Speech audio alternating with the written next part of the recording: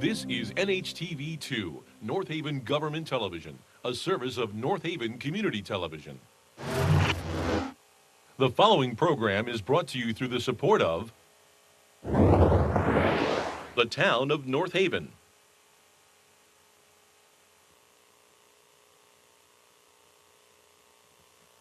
Good evening, everyone. Welcome to Planning and Zoning for the month of February 2019. My name is Vern Carlson, and I'm the chairman of the commission. Before we get going here, I have a few procedural things I have to do up here, and I'll explain to you exactly how the meeting works. I'm going to introduce the staff and the commission, and then I'll explain to you how it's going to be run. Out to my right is Andy Bellavacqua. He's our town engineer. Next to him is Alan Fredrickson, our land use administrator. To my left is Mary Lee Radjuski, is our court reporter, and Pam Miller is our staff secretary. With that, Ed? Ed Homa, alternate.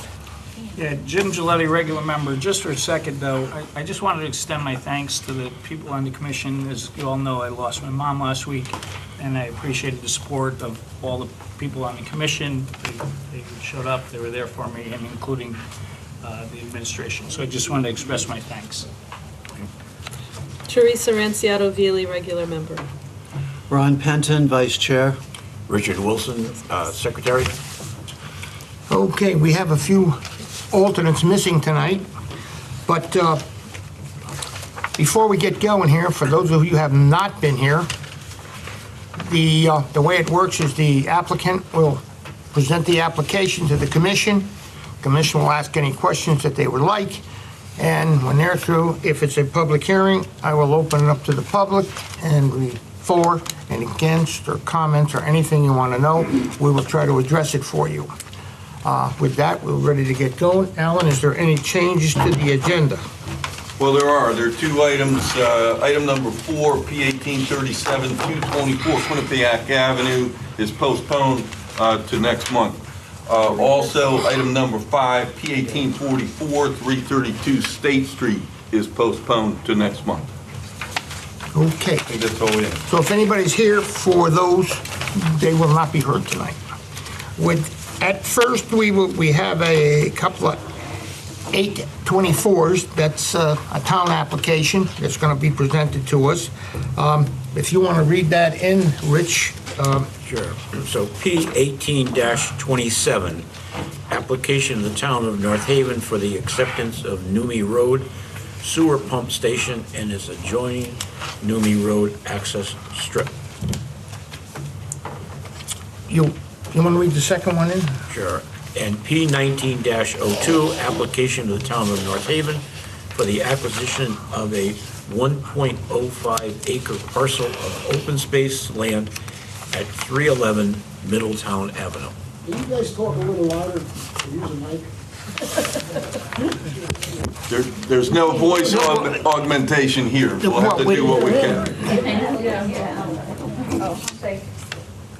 You can move up into the front row. You probably hear a little bit better if it'll help you out. Alan or Andy, you want to present that to us? Yes, sir. Thank you, Mr. Chairman. So the first item, 824 referral, is for the Numi Road pump station and the Numi Road access road. Those facilities are currently owned by essentially the Amazon property, Rabina Partners. And as part of the deal with Amazon coming to town, the town agreed to basically take these properties. Town currently maintains the pump station as well as maintaining the access road and the sewer that lies within it.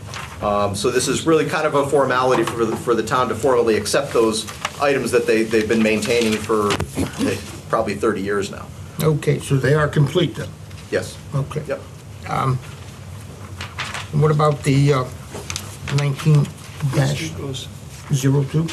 Well, before we get to that, Andy, Yep, could you okay. just explain to me where the access strip is, what the access strip exactly is? Do we know? Yeah, if you look at the map that was included Yeah. in your packet there, Yeah. it's that strip that's called Numi Road. On this side, Jim, right here. Yeah, no, It's a very narrow access strip that basically provides access to 3 residences that are back there. so how do you get to it? You get to it off of Defco Park Road. You can Okay, see so where you it says go into Newby Road Defco Extension. Park?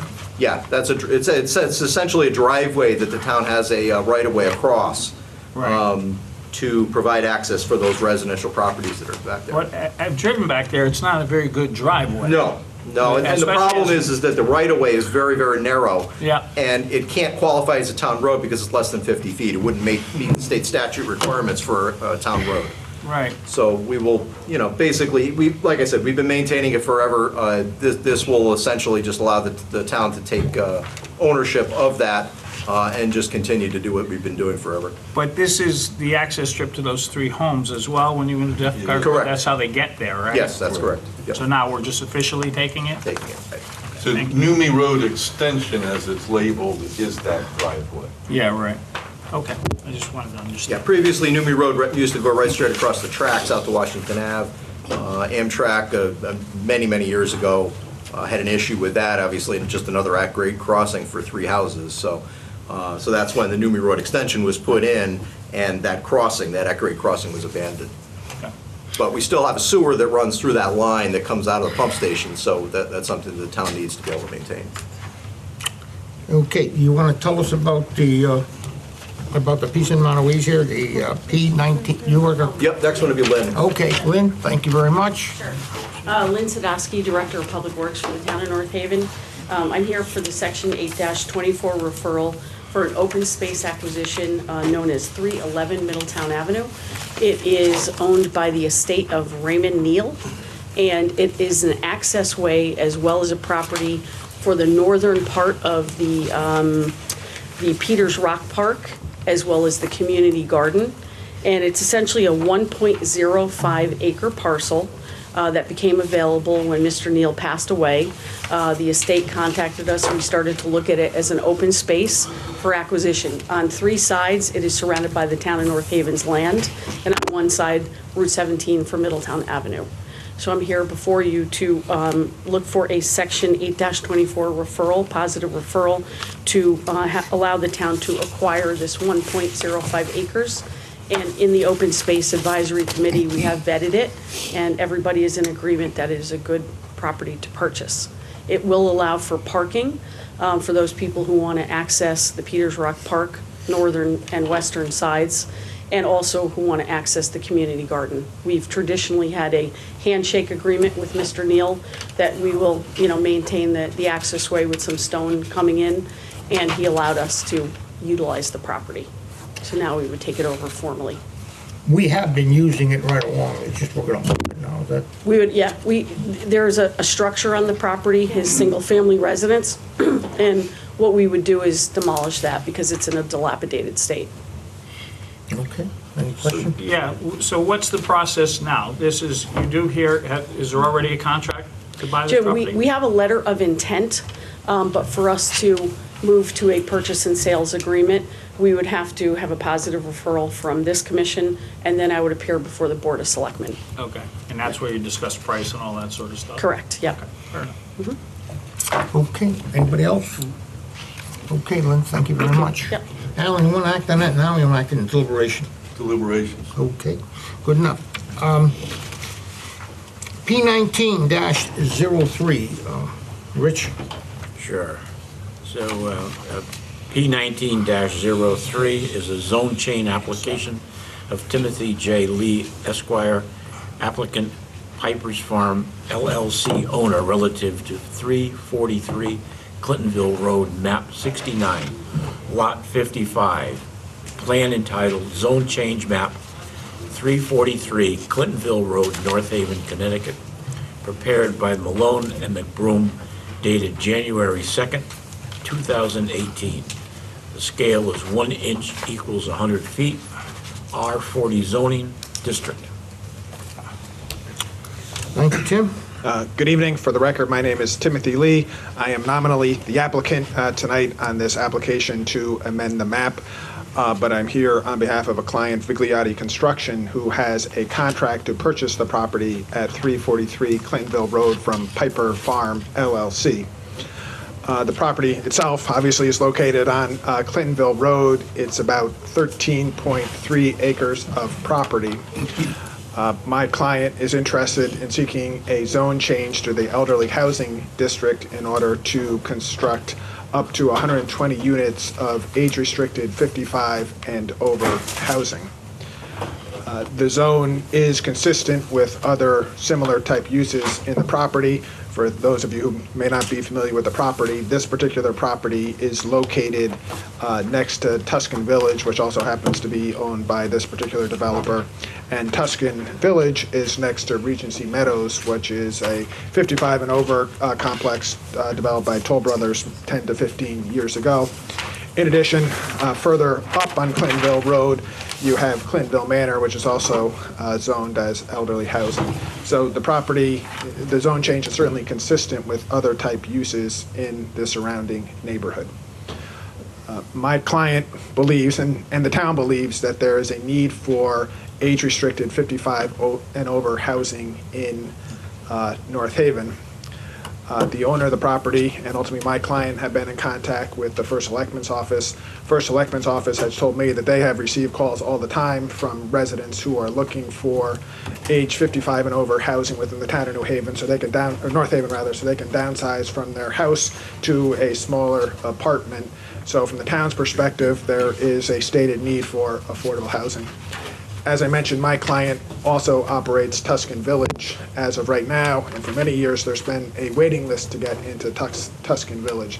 So certainly there is a demand for this type of housing in North Haven as residents try to downsize from a single-family house to an apartment, a little smaller, a little more manageable.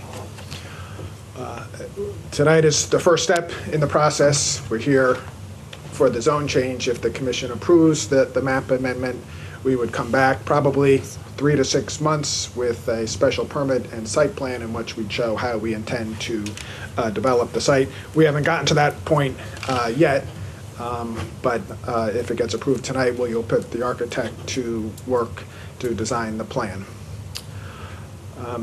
As the commission may be aware, and I mentioned, my client is Vigliotti Construction. They were before you several months ago on a project on Washington Avenue.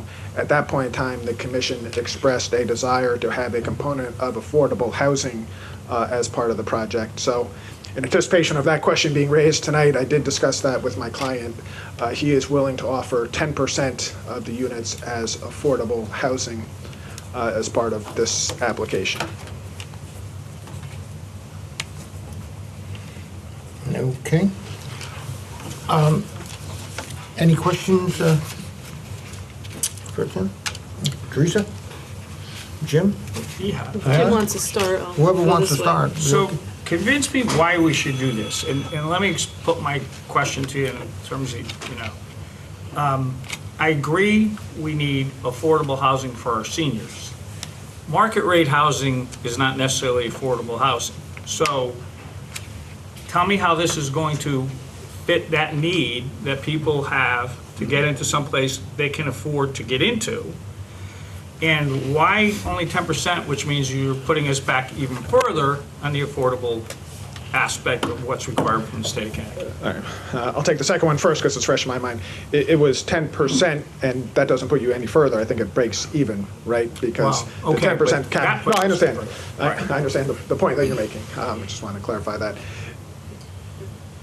Because the real issue is it depends on the owner's ability to finance the property with the project with the bank. And banks are reluctant, in some cases, to finance for elderly housing. They're also reluctant sometimes to finance for affordable housing. And when you combine those two, the developer was concerned that if he gets approved and goes through the process, ultimately he would not be able to get the financing to build the project.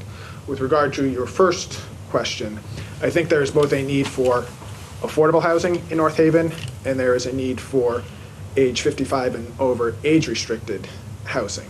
So I think this application would cure at least one of those components. As I said, the town is getting calls, the administration's getting calls from people, from residents, and also from people out of town looking for age 55 and over housing so they can sell their single-family houses. And by allowing them to sell their single-family houses, new people, younger families are going to move in, occupy those houses, and the people who, the 55 and over community, will relocate to this. So there's a benefit to having those residents stay in town, and it's also a way to make the town younger, the population younger, by freeing up those single-family houses for them to live in. Okay, well, I'm going to take off on that. I get those calls too. I get those calls saying, please don't give us $350,000 or $250,000 or $200,000 places, because those are not the people on the waiting list, in all due respect, okay? So I just got off a call with a Ms. Warner a couple weeks ago. Are you saying when you talked about rental, that these are going to be apartments for rent, Correct. for rental units? Correct. Now we're going to talk, and I have my phone out only because I'm looking at the list. Now, you do know, how many did we just approve on Elm Street, Alan, that haven't even been built yet? Well, you approved a reg.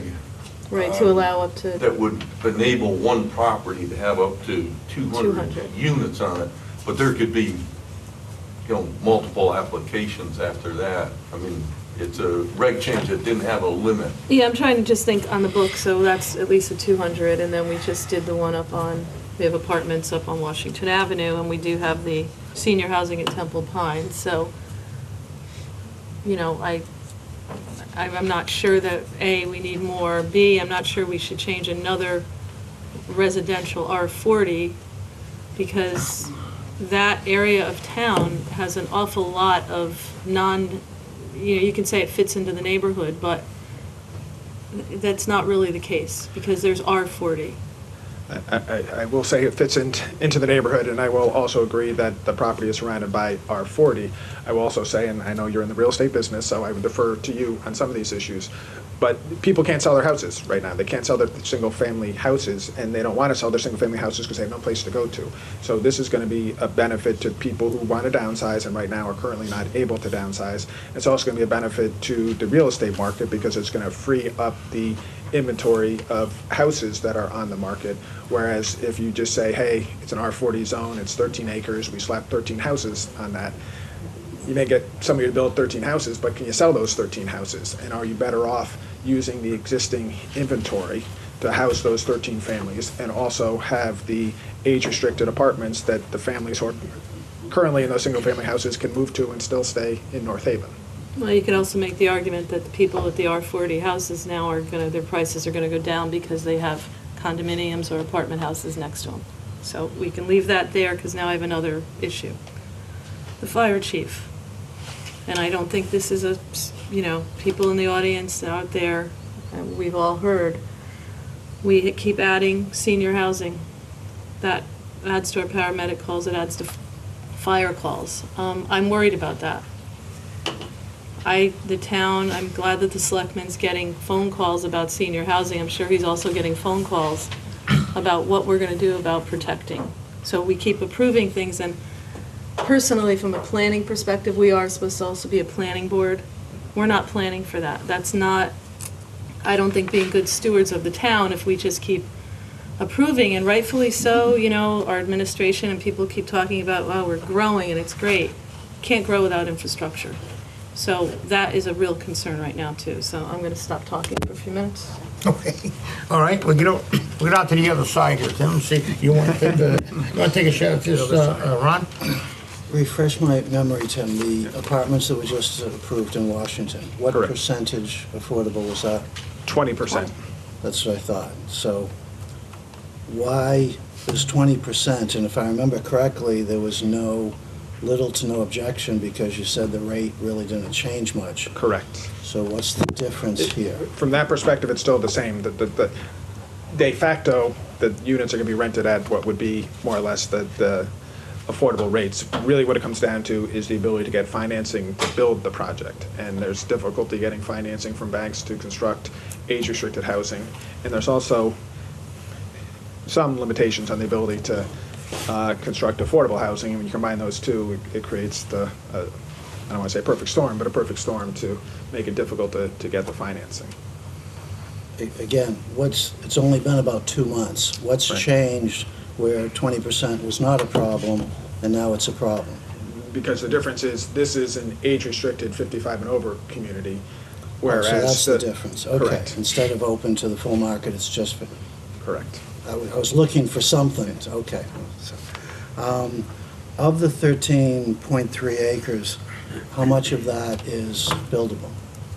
There are wetlands on the property. There's a water course or stream that goes through the property. The answer is, I don't know how much is buildable because we have not commissioned an engineer to do a site plan. Ultimately, if this zone change gets approved, we would prepare a site plan. We'd have to go to wetlands because there's wetlands on the property, so we'd have to design it accordingly. And then if we get through wetlands, we'd come to planning and zoning for the special permit and the site plan. So Okay, part of the reason for my question is you're asking for 120 units. correct. Let's say there's 4 acres available. We'd be giving you de facto approval to put 120 units on 4 acres. So The answer is... I'm a little, Yeah. let me, I'm not opposed to the concept. I think it's a good location. But I'm uncomfortable with granting a blanket approval to build X number of units on a lot that I don't know what size it is. 'Cause we could end up with 10 stories to fit 120 units. Well, you can't because the elderly housing zoning regulation has a height limitation of 35 feet. So there's not a concern that And it's going you're to be... telling me Mr. Vigliotti has not done any calculations? He has no idea how many wetlands or no idea whether he can fit 120 units in 3-story buildings on the amount of land that's left? I mean, the answer is yes. I think he has done at least an eyeball calculation to figure it's worth it to go down the road this far and investigate the purchase of the property. So I think he is relatively confident that he can develop the property to get that number of units. The wetlands, the water course kind of runs through the center back of the property, so the residential component would be, closer to Clintonville Road. In my mind, you're not tied into the 120 units in any way. You're approving a zone change which would allow them to make an application for an appropriate number of units. But I thought Well, he you said, said it is the developer's intent to come back with an application, and it's the commission's prerogative to approve what they feel is comfortable on the site. There's no number of units okay, well, I'm that glad you're locking into. I'm glad you clarified that, because I thought the application was asking for permission for 120 units. No, I said, applicant I did say asked up for to it. 120 units. Ultimately, if the zone change gets approved, we would come forward with an You might as well application. say up to 500. I mean, Well, no, if it- I can't say up to 500 because the regulation itself limits, basically, the elderly housing regulations on the book. And what the regulation more or less says is that if you have a minimum lot size of 200,000 square feet, you can get up to 60 units. So this particular property is about 13 or so acres. So we would develop it as two properties and get up to, potentially, So 120 what, you'd be units. doing a lot split at some point? Correct. Right, yeah, that's what we would do. Correct. You would come back with a lot split on this, wouldn't you? Whether it's a subdivision or a lot Yeah. split, yes, we would need to But do the that. maximum density he gives 13 and a half units an acre. Right. I'm reading 13.32 acres is capping out at 179 units. So just, as a parameter. Yeah. But then again, it is capped at the 60 units per property. So in order to get over that, they would have to split it into 2 or what have you properties. Has no value per se, but my recollection was, you see a line on the plan that shows the center line of Waterman's Brook going through the parcel. I did not believe there was developable land on the north side of Waterman's Brook. So don't take that to the bank, but I believe that's the case. You have a rear setback line, all that, you have rear buffers and such. And with the wetlands that kind of spills that way, it didn't look like they were building any bridges. So. Yeah, I got a sense it would be less than half of the parcel would be. And it would all be in the front towards Clintonville, the way I see the developable land. Okay. It'd be hard to get back there just through the wetlands. It'd be somewhat hard, and there would be only modest return, Yeah. possibly none on that. Based on 224 Quinnipiac's ride-through wetlands, didn't seem like they were handing out a lot of activities. I don't have any other questions right now. Rich? No, I mean, I kind of like the idea of the housing, but it seems like a lot of units for that space, so. Ultimately, you may be right. I guess what I was just trying to say is that this is what the regulation says. We still need to come, if it gets approved, to wetlands and back to P and Z, so that number could get reduced. I just was saying, under the regulation, that is the maximum number of units that could be available. Whether we ultimately get that number approved, that's a whole nother question. Yeah, it's a matter if you can get them in there, that's the whole thing of it, and that, yeah, well, I mean, everything else would come under the site plan approval. Correct, You know, if it gets it's just approved. no sense to get into all the rest of it, it's just a matter. Well, there the is thought- some sense to get into some of it, because he's telling us what he has in mind. I personally don't think we have a very good elderly housing regulation. I don't think it's very broad, and it allows, there's nothing wrong about what you're doing, but allows this to come forward. But, when we start talking about how many acres, but there's only so many usable acres, but you're gonna Right. try to get all the parcels that you can, and it's a business for these guys, and again, nothing wrong with that. But, and I appreciate them letting us know, they're gonna ask for as many units as we have. The reason I asked, tell me why we wanna do this, is because I'm concerned how many apartment buildings and condos are we gonna allow in town? I really am concerned about that, and that's a legitimate issue here, to me. And, Lou Borelli's not here, but Lou has a point too, that, you drive along Clintonville, it's starting to look, a little bit like East Haven, a little bit like Mix Avenue. We're putting apartments and we're changing the whole character. But, again, I'm gonna go back to the zoning and the planning. Zoning is one thing. We have to plan for this stuff. Is this where we really want to put 55 and older? Again, we're putting, and I see Mr. Lopresti back there, who's used to my talking about this. We're putting people who are over 55. Now, I'm over 55. I can still drive okay. But we're putting seniors again, not where, yeah, you guys really are. We're putting them not where the banks are, not where the stores are, not where the doctors are. That is not good planning. That's not following any practice that has been going on in the planning world for the past 25 years. So we are not planning. We are literally plopping. And again, and the safety factor, we have to take that into account. And you guys may not want to listen, but I don't know when we're going to address the fact of paramedics and medical calls and putting 55 and over people in these big places when we have our expert in town is telling us we can't take care of it. So those are all concerns, those are all valid.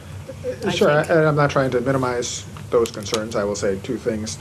I think the property is relatively close to banks, stores, and doctor's offices. There's where- not even a sidewalk that leads to the middle of town. I'm So sure. no, There there's actually- not. There actually is. No, Trace. not all parts.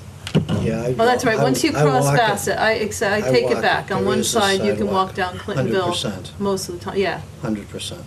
no, I take it back. You were correct there. And I guess my final point was, and I understand the distinction between a single-family house and an apartment complex, and your position that it's going to be additional cost to the town. There's cost to a single-family house as well.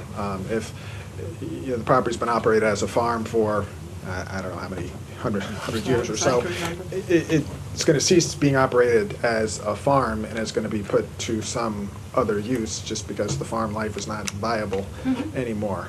So if it gets developed as 13 houses, and I understand there's wetlands, but if it gets developed, there's a cost to those 13 houses too, in terms of schools, kids, all that kind of stuff. So, it's a trade-off. It's a cost Yeah. here, a cost there, but at the end of the day, it's, Yeah, my final thing is going to be too, yes, we need senior housing, but we need affordable senior housing. I don't think we need any more $350,000 quail runs. Yeah, So. once again, this is a apartment, It's not rental, a but I condo. don't know where the rents fall, so. Well, that's for sure. But it wasn't that long ago, we were looking for senior housing. 10 years ago, we didn't have Affordable anything, we didn't have senior anything on Washington We're Avenue. Right. still looking for We it, had but nothing. it's, But, Yeah. you know, and we have developed rapidly, and, you know, here we are talking about, now you can't develop your land. Well, in any event. I don't think anyone said can't. No, it would, I mean, it's almost. In any event, Tim, let me see what goes on here.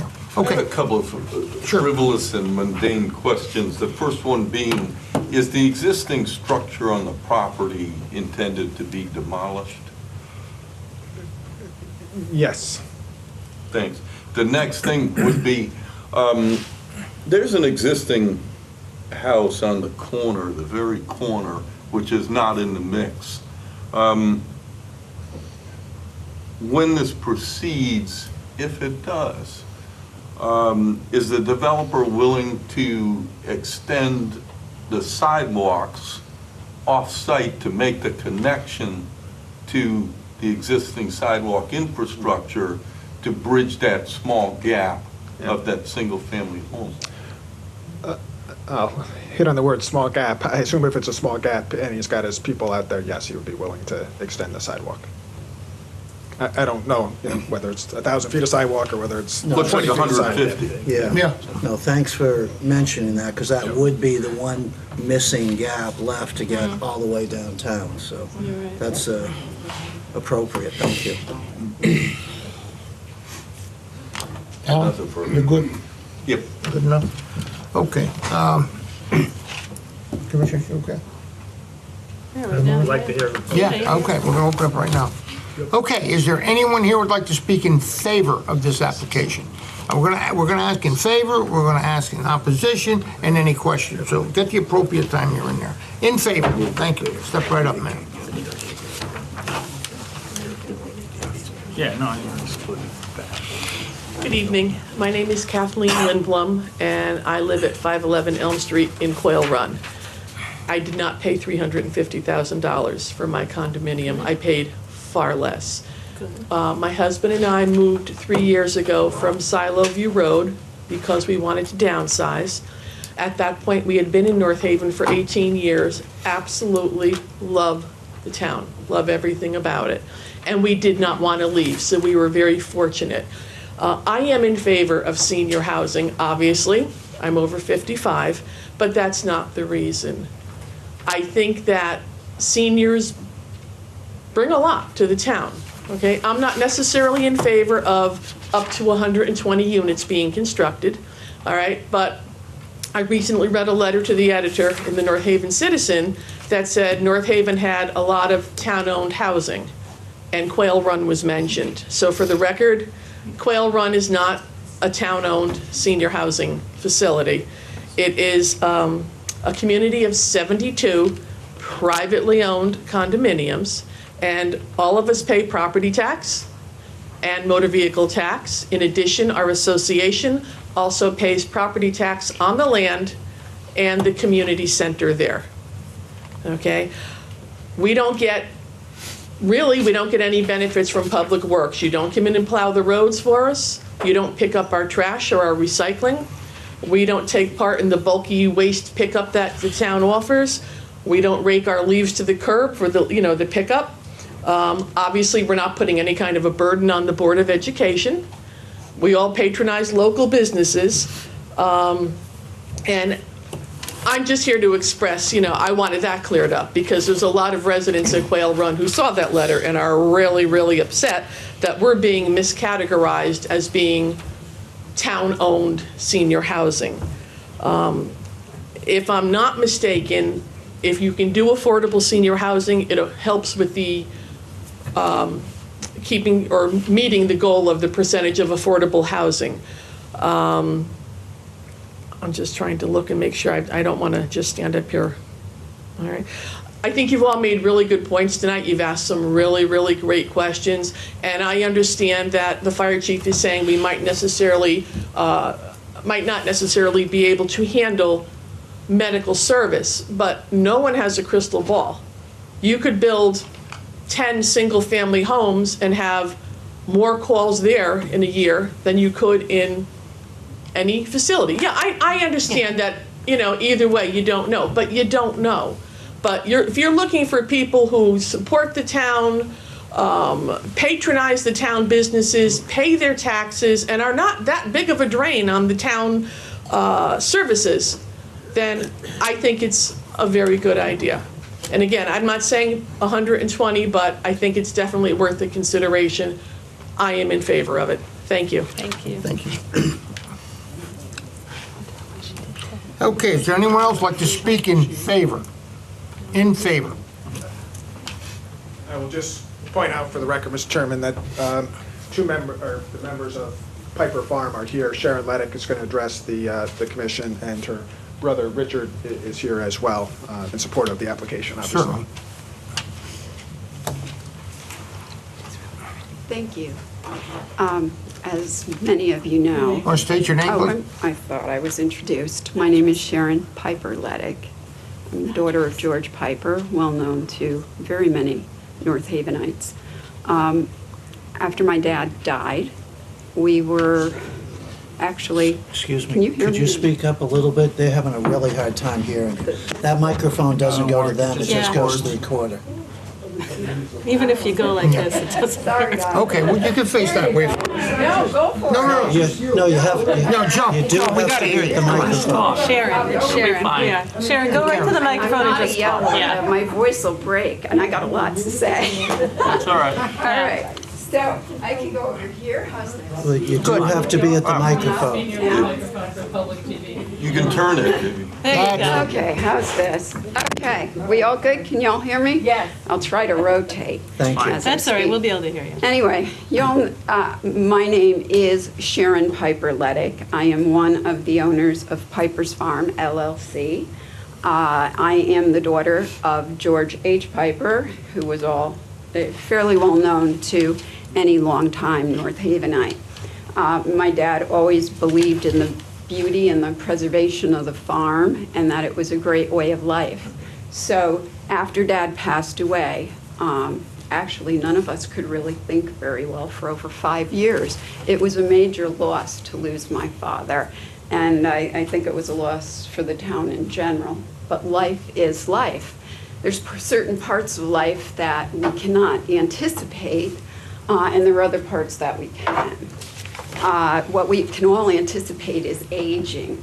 And the very sad thing about aging is that so many of us are currently doing it at the same time that we're all having to downsize all at once.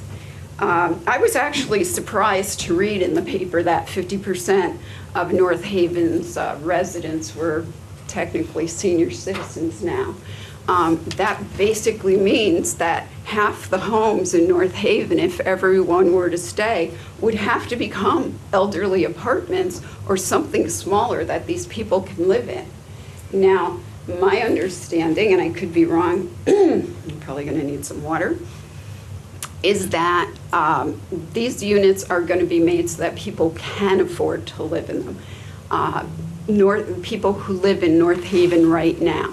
That is the concept, that you can move your home but not have to move from your town or your friends. It would be wonderful if groups of people could move in together and just be down the hall instead of being down the street. It's an opportunity to provide an old-fashioned neighborhood or continuity to neighborhoods. Now, your concern about the fire and police, while it seems to be facially pretty relevant, actually, I would think by having elderly people living in a more condensed environment that is specifically built for the access and egress of emergency vehicles, and which is going to have stated procedures in line to take care of the elderly folks, who could be us very soon, is a safer thing for them than to have them to continue to live in their homes. My mom continues to live in her home. She does not want to leave, but at times there are no choice, and we have had to call the fire department and they don't love having to go down hallways that weren't made for access of stretchers and maybe like 8 people, because I can't figure out why you need that many to rescue one old lady, but you got your protocols. Probably 8's an exaggeration. It was probably 3 or 4. But at any rate, and it's nice that they were all there, but give them a facility that they can get in and out of. It may actually save North Haveners' lives.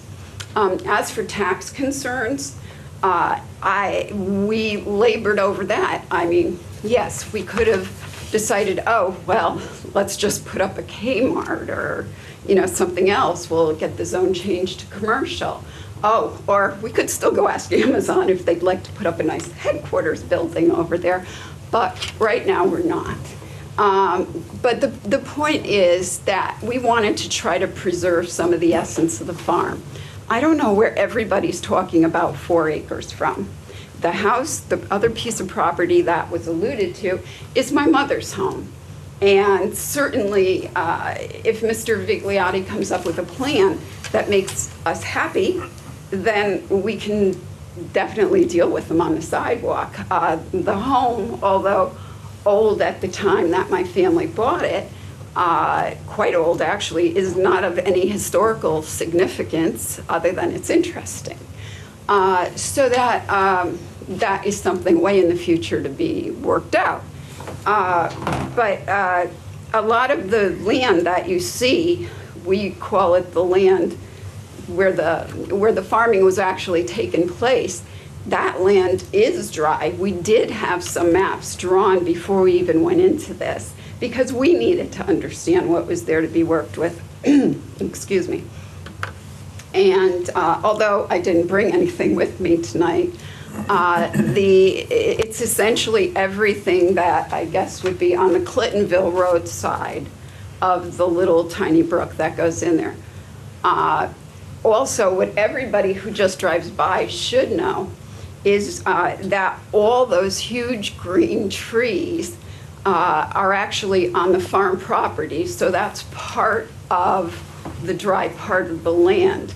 My father put them up there because he didn't want to see, everything that was going on during construction phase before. That was something that with the land, he didn't want to see change, and he was actually at first opposed to having elderly housing come in on the other side. And he slowly changed his mind as he heard what a nice job Mr. Vigliotti did taking care of those people. And he actually started conversations with him. So things change. Life does not get easier from what I can see. It gets harder. And I still love North Haven. It's the place of my birth. I would be back, well, not really. I was in Yale New Haven Hospital, but whatever. But I grew up here all my life. I still consider myself a North Haven girl. I love North Haven with all my heart. And we only want to see good things for the town. And that is why we started to actually ask what was the best thing to do with this property. And we got answers from various people, but they were all the same answer. And so I do hope that, we can help make new homes for all of those people who can no longer afford where they live. Come on down and the farm will be there, and Mr. Vigliotti will have a well-maintained, healthy senior living environment, I'm sure. Anyway, thank you. Thank you. Robert? Robert can speak? You want to speak? I'm all set. Okay. Anyone else like to speak in favor? Anyone like to speak in opposition? Sure. While the opposition's getting up, I have to just say that, yes, George Piper was a big, big part of the town. And he was so very nice and so very generous. And he did help my son actually try to find me a sugar magnolia tree as opposed to a not sugar magnolia, because Jack was looking for a Grateful Dead sugar magnolia tree. So yes, George Piper is still missed, and a lot of us think of him. So I will say that, Sharon. Sorry, go ahead. Go ahead. State your Marge Quinn, 11 Deer Run Lane, North Haven. 11 Deer Run. Yeah. I've lived here over 50 years, and I'm a senior. I'm in total agreement with Teresa Bailey. Enough is enough. It's changing the whole the way this town was original. Been here all these years. I am totally against it. So that's it. Okay, thank you very much.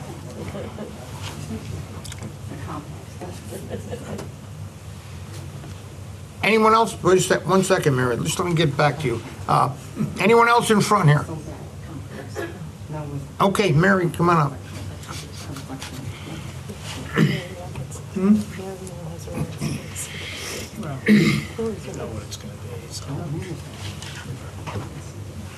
Mary White, Summer Lane. So the first thing I want to do is a little English lesson. So I am the author of the letter to the editor, and had I put a colon after the sentence, the town already has other town-operated senior housing, that would have meant after the colon that I'm listing the town-operated housing, senior housing, but I did not. I put a comma. So that is, it's like a separate thought. You see what I'm saying? Okay, so I hope that clears it up, because no way do I think that these different senior housing complexes in the town, such as Quail Run Senior Condominiums, is operated by the town. So that is something that I'm not confused about, and that's not what I said. Okay, so with that, okay, so I am Mary White. I am on Summer Lane. So here we go again. We have another proposal to change a zone to allow basically overdevelopment of R40 zoned land. So in this case, the proposal is to change R40 to EH. So as planners for the town, as Teresa said, you on the commission have a responsibility, not only to the zoning regulations, but for planning for development that's appropriate. As we've already heard, the Town Plan of Conservation and Development has over 50% of the town's current population are seniors. That's current. The fire chief stated at the fire department's budget workshop on January 19th, he stated 19% of the town's population are 65 and older. As proposals for apartments and condominiums have been brought forth to the Planning and Zoning Commission, Fire Chief Paul Januszewski has been authoring his opinion on the effect on public safety, particularly with senior housing. So for example, when the 237 units of the Bradley Home Senior Living was proposed and then approved, the fire chief wrote something like, "The proposed development will draw seniors to town." Excuse me. It could put more stress on fire and emergency medical services. 193 and 201 Clintonville Road, which is the North Haven Senior Living, which is under construction, that was approved for 109 units. And he had words to say about that as well. Very similar. So as a reminder, at the fire department's budget workshop and at every monthly fire commission meeting, the fire chief reports on an increase in alarms. And over 60% of those alarms are EMS, which is emergency medical service, and ALS, which is advanced life support related. And there is a consistent 28% overlapping simultaneous calls where the fire department's one on-duty active fireman paramedic cannot respond to the second call for help because he is busy responding to the first alarm. While AMR does respond, there is no guarantee the ambulance will arrive with a paramedic, and there is no guarantee AMR will respond in less than 10 minutes. Also, we have heard the town's fire department fleet is old. The average age is 20 years, and the backup ladder truck, which breaks down often, is over 30 years old. While this applicant, or any applicant, is not responsible for the old fleet, only 3 apparatus out of the fire headquarters since the early 70s, only 1 fireman paramedic on active duty per shift, and no increase in fire personnel to handle the increase in alarms and overlapping calls, since 2009, you, as members of the Planning and Zoning Commission, take heed of your responsibility to consider the impact of the request on town services and how this zone change will have more seniors coming to town and how there will be more stress on the fire and emergency medical services. Okay. So I've been a resident of this town for 28 years, and I just recently, over the past year and a half, become aware of how the Board of Finance for decades has not sufficiently funded the fire department with newer apparatus, more personnel, PPE, which is personal protection equipment, hoses, etc. The chief has stated the fire department is being run on a shoestring, and people's lives are suffering. People's health is suffering, and lives are being lost. Okay, so there is hope that with the Board of Finance Fire Subcommittee report, that there is an awareness now by members of the Board of Finance and members of the public. There is hope that this Board of Finance will begin to sufficiently fund the fire department, but there is no guarantee. So, let's see. So, what I'd like to suggest is that the commission, in the end, it's about considering the public's health, safety, and welfare. And I think that you should deny the request because of the hazards, the dangers to the public's health and safety due to the added stress such a development would cause on the fire and medical services. Thank you. Okay, Mary, thank you very much. Would anyone else like to speak in opposition to this application? Does anybody have any comments or questions? Okay. Tim?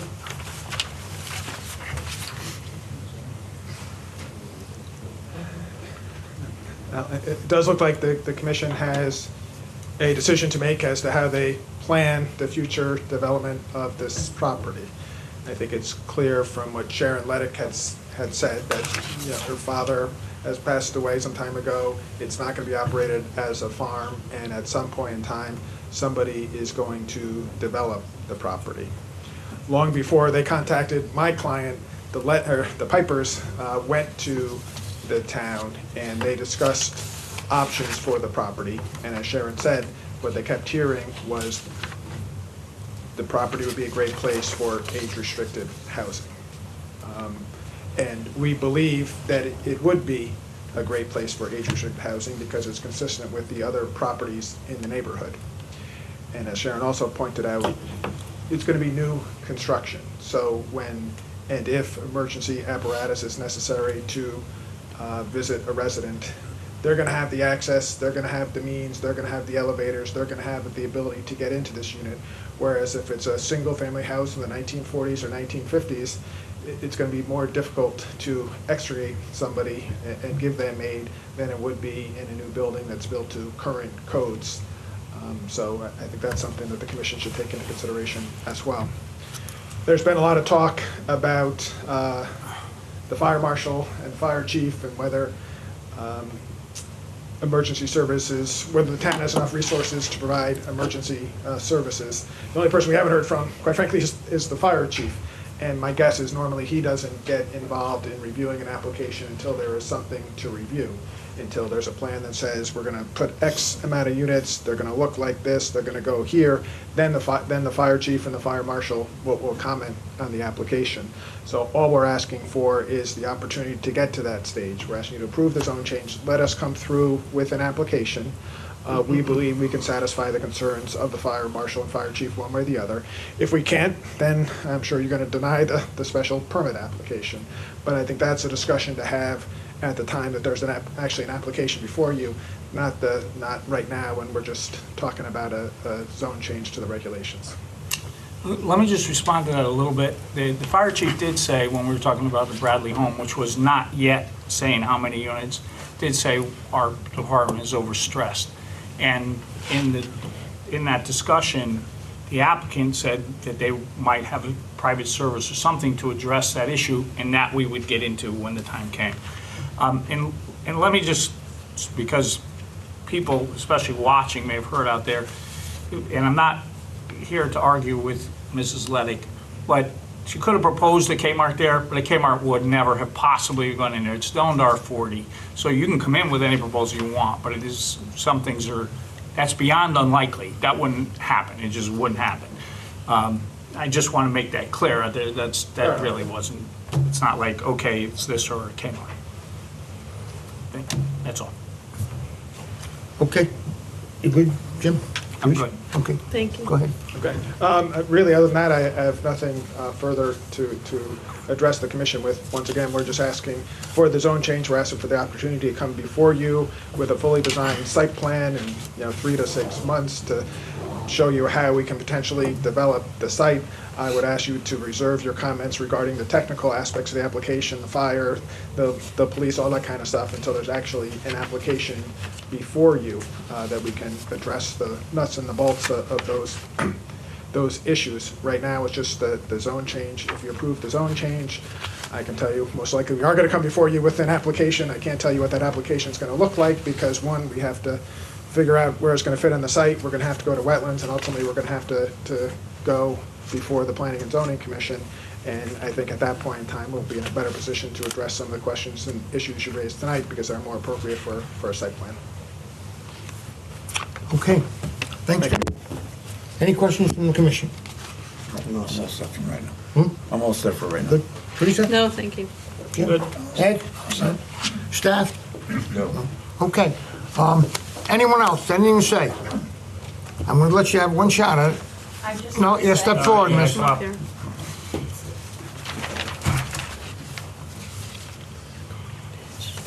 just want to say. Just and state your name, please. Sorry. Audrey Betta. B-E-T-T-A? Correct. Your address? 36 Bassett Road. Thank you. This whole thing will be in my backyard, and that's fine. But to me, tonight, the proposal was very vague. I don't know if we're gonna have 100 back there, 2. I don't know. So I'd like to be invited back again when the proposal comes in with more definition. Okay. That's all I have to say. Thank you. So, all right. That's it. Okay, folks. That being said, this public hearing is closed.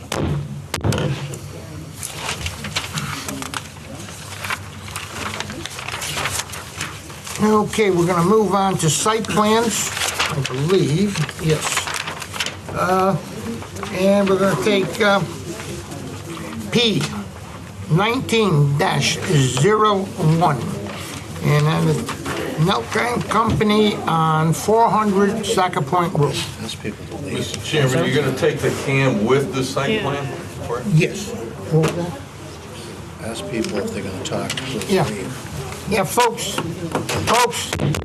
we're gonna continue business here. If you wanna talk, please step out in the other room.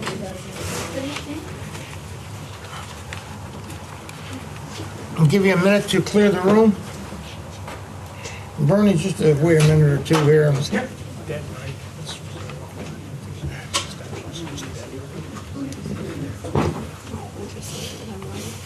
Yeah. Good for you. Where?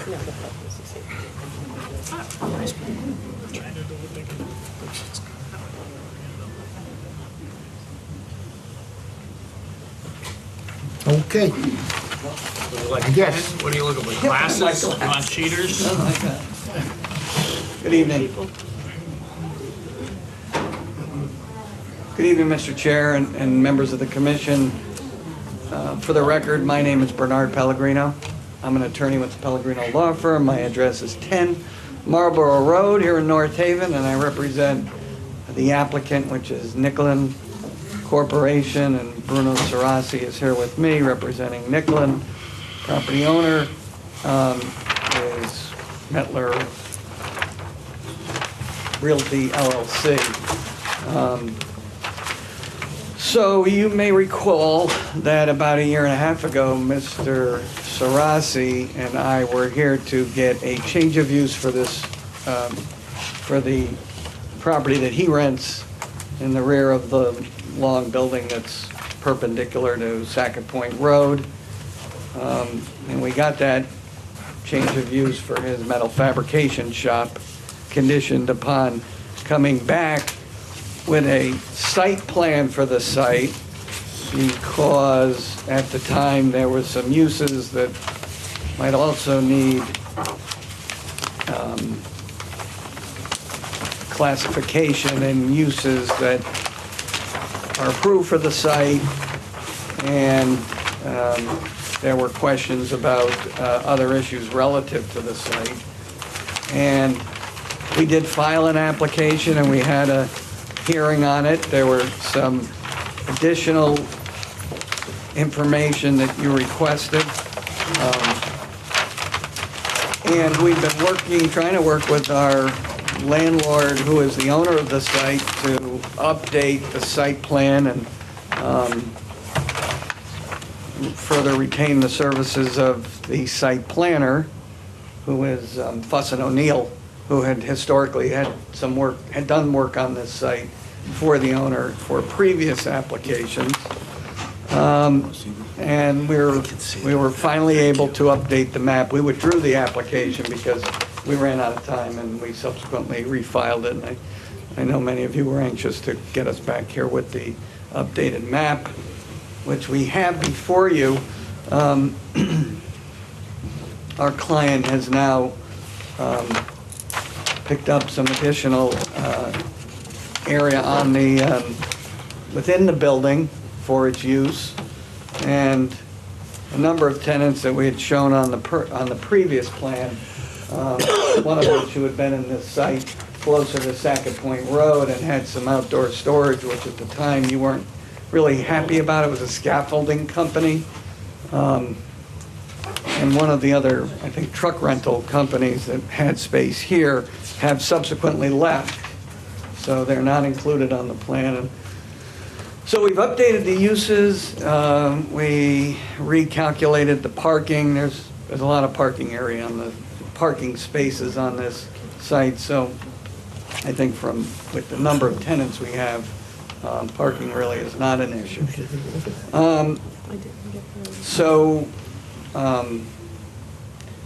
This is the updated site. We've updated site plan. There were some questions in meeting after we all met about some of the outdoor storage that we had shown on the original plan. We've eliminated some of that and are working with our landlord to get trailers that are on the site into the designated outdoor parking areas, to eliminate some of the other materials that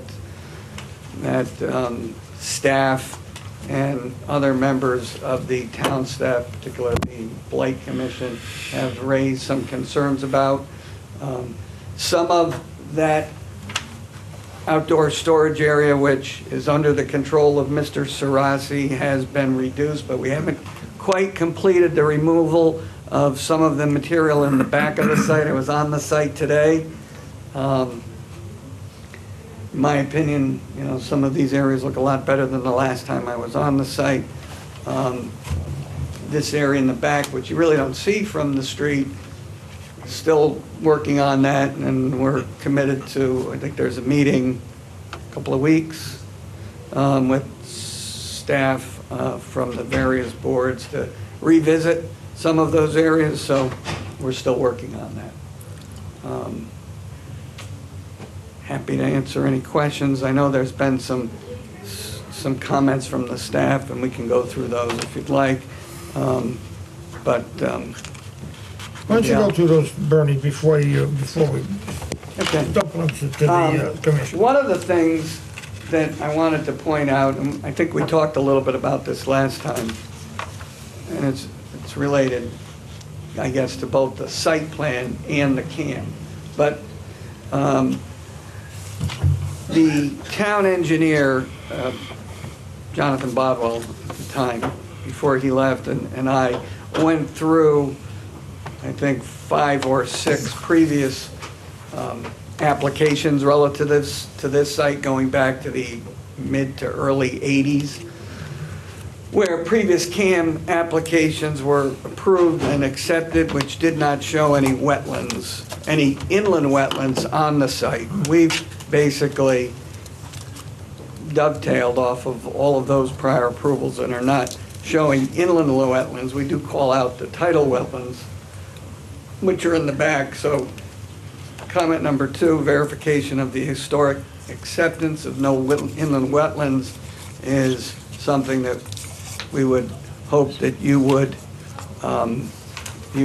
accept based on the historical data. And I think Mr. Bodwell confirmed that in our last meeting, which was probably 9 months ago, that we had spent the whole afternoon going through all of the files to look to confirm that, but have not independently had a wetland soil scientist go out there because, in our opinion, that was unnecessary.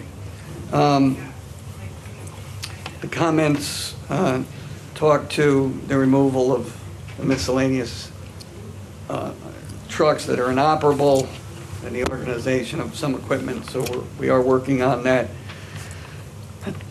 As I mentioned, some of that is not directly within our control, but we're trying to work with our owner and some of the other tenants whose stuff that is. I mean, certainly our stuff that I mentioned earlier, that's within our control, but other stuff on the site is not directly within our control. We've made progress and hopefully we'll continue, I think. Other agencies that are working with the owner have been helpful.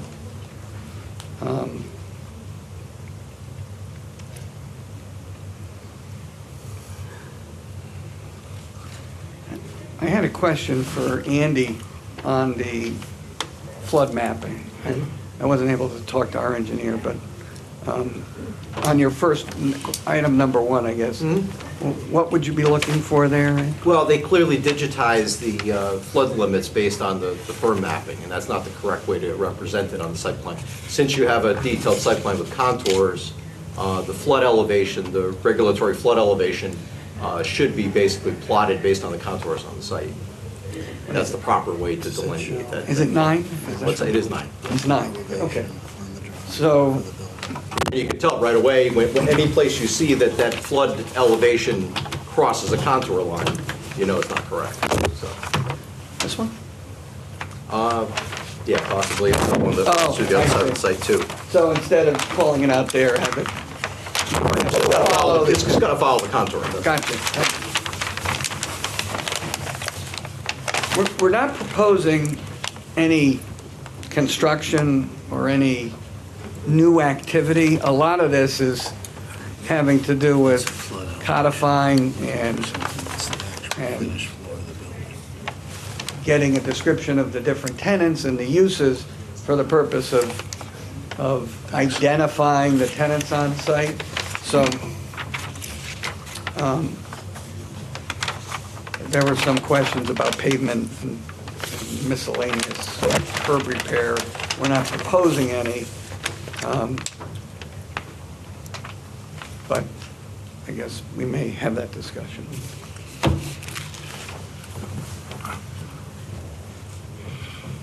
All set? I think so. Any questions on this side for a moment? Let me start here. You want to go? Yeah. Okay. Andy, do you know what the finished floor elevation is? Of the actual Of the building, yeah. I've never seen it. No, I don't The think I've last ever seen it. application I asked and nobody knew, and apparently, has that been determined? Or is it safe to assume that the 100-year flood zone, since it extends into the building, it's semi-irrelevant what it actually is? Well, yeah, I mean, the line that's shown was, again, it was digitized, so I we have no get it, idea but what the that's- actual line is. That's, isn't one of the things we're concerned about is how much of this site or the building might get flooded? It certainly is a consideration. Yeah, so, as a bare minimum, I will ask again, what's the elevation of your building? Because that does go to engineering considerations for what's approved and what parts, not only of the building, but the rest of the site. I do recall you asked that, and I'll check. I didn't notice if it's shown, but it may not be. I'll check with them. I do remember that question from last night. I mean, just in general, my thoughts, and this is nothing, well, just a general comment, and I realize that the applicant has little or no control over it, but we've said it before, and I'll say it again, when we have the owner of the site here, or a representative of the owner, makes a big difference. I realize that the tenant is very constrained with what they can say or can't do, but you can pass on from the commission that their absence severely ties our hands and the hands of the applicant to some degree, so for what it's worth. I realize that. And tied into that, while I recognize that some progress has been made, specifically with items 3 and 4, based upon past experience with other applicants, nothing to do with the current applicant, I become, with each passing year, less and less convinced that people will do what they say they're going to do. So speaking just for me, not the commission, I'd like to see this stuff done before I grant any approvals and not as a condition of approval. That's just me. Just so I know what you're referring to, are you saying? Items 3 and 4 primarily. In Alan's report? No, in the Getting rid comments. of the inoperable trucks, the junk in the yard, getting rid of all the stuff in behind. I got you. Everything behind there Yeah. are burned. Yep. I just like to see all the crap taken out of there before I consider any of the other conditions. I mean, I'm not opposed to the application. I'd like to see the building cleaned up and used properly. I'm just becoming a bit more jaded about whether people are actually going to do what they agree to and how long it's going to take to do that, whether it's going to take 7 years or something. We spoke earlier, and we don't have any problem continuing to, see how we do over the next 30 days, and in particular, the meeting, which is later in the month with various officials to kind of tour that area. I'm all right with that. Who, can I just, various officials, I mean, are you talking about? I don't know who is, I don't particularly know. I think it's Blight, and I don't know if it's It is, Alan I or... think it is. I think it's, Okay, I don't think. I think it's So- Laura. I think it's Art, right? Is that who was there last time? So it's a- I think the Metlers were at, the Maybe CEO, Metlers were at that meeting, or at one of the prior so sites. I'm gonna just, say what he said, basically. What has the owner, what is the response from the owner? Because if you're saying like Sunrunner Trucking is out now, is that the one who's gone? No. Majority Okay. Trucking, which I think Oh, are you off the plan now? Okay. off the plan now. Is it their stuff that's left there? Is it, okay. Whose stuff is it In besides this- the stuff that I know In is? this area, I think they're mostly trailers, which are theirs. Sunrunners trailers. They're Okay. parked in this area. They're used. There may be a couple of inoperable vehicles. There's some strange stuff in there. Whose are those? It's a lot less Like I said, though, Jim, than Sunrunner it was was. some of it. Are they left When it? I was there this morning, they were mostly trailers, but there were some other things. So, Mr. Metler, or the owners, what is their response been to, I mean, obviously, I know you pulled out a couple times, so what are they saying about this site? I If haven't been- anything. I haven't been in direct discussion with them.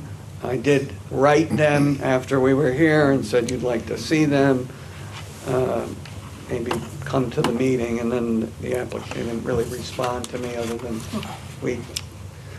There was a response, I guess, went back to the commission, wasn't particularly gratifying, but anyway, there was a response. I'd just like to kind of pile Well, they're on not to here, so. that a little bit. But Mr. Shirasi's here. I don't see a request in that rear area, the far northwest corner of the property for outdoor storage. I see a lot of material outside. Yes. So the intent would be to, if there's no request for the outdoor storage, to eliminate that outdoor storage? Yes. Where does that was- stuff go? What? Does it go off-site, does it go in the building, or? It goes, we got 3 dumpsters outside. We talked about it, I'll tell you. there's 2 or 3 dumpsters out there that are full, that are gonna go off-site. Once those dumpsters are empty, there's another batch of stuff that is also outside, go into the dumpsters. So there's a number of dumpster runs that are gonna take place to get that site completely off-site. And then there's a smaller amount of materials that would go into the building.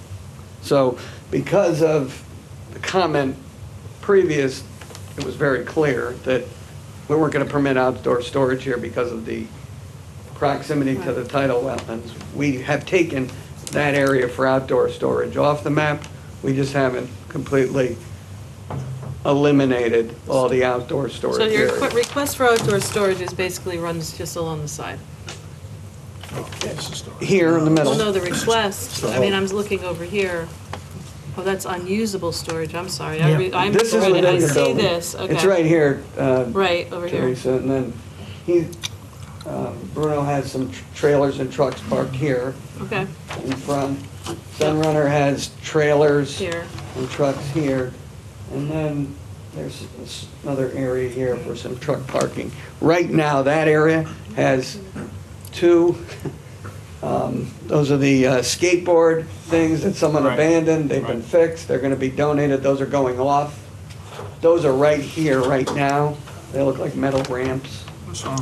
When you say those are somewhat abandoned, who owns those? Oh, You were just dropping the park lot. no kidding. We found someone to donate them to. Bruno fixed them up a little bit because they are metal, and they're waiting to get picked up to go off-site. And then the other area where we had shown outdoor storage, which I know you also hated, was the area, between the end of the building and the parking lot. That's off. All that stuff is gone. There are some trees there. But Bernie, is Nicklin using that rear door, that rear area behind the building? Who is actively using that? he is. You. You bring stuff in and That is- out through that I mean, outdoor door. that is really a mess back there. I mean, it's piled up. I know you get flooded in there, so I don't know about the flood levels there, but the building gets actually flooded there, does it not? It doesn't? Never got word back. I mean, I couldn't get in there when we had the storm, the last storm we had. You okay? Well, you can't, you get, No, there's been, go ahead. Mark. Bruno Sarasi. No, we haven't gotten any water back there. When it rains a lot, you get puddles, but no flood actually. It was puddles enough so I couldn't get in there. Yeah, no, I know. We're cleaning that up. That's the 80% of the stuff that's going in the next week or two. So when they come to do the blight, does their walkthrough, we've thrown out most of the garbage, was equipment that we're not gonna use. And we're organizing it for stuff that has to come into the building, which will happen over the next month or two. And that's what our goal is. And we're not gonna have any storage out there other than pulling trucks in and turning around and coming out. Just kind of a small problem relative to that area, and I'm not really sure in terms of jurisdiction. We've got tidal wetlands back there. Again, I have kind of an accepted stance that there were no wetlands that, I've commented that maybe that should be verified, inland wetlands, that is. So we have tidal wetlands, we have coastal area resources. The term cleanup and wetlands, together are sort of problematic. And there seems to be an area a little bit to the east of that fenced-in area where you've got that, what I'll call temporary storage in the northwest corner. But there seems to be an area that's been cleared. Northwest corner and kind of cleaning up and removing tidal coastal resources are, it's a very fine line there. So I'm not really sure jurisdictionally where we are. I've asked Laura to take a look at that. Alan, are you saying northwest corner or northeast corner? Northwest. Oh, okay. On the other side. Where? The other side of the building. Farther up, yeah.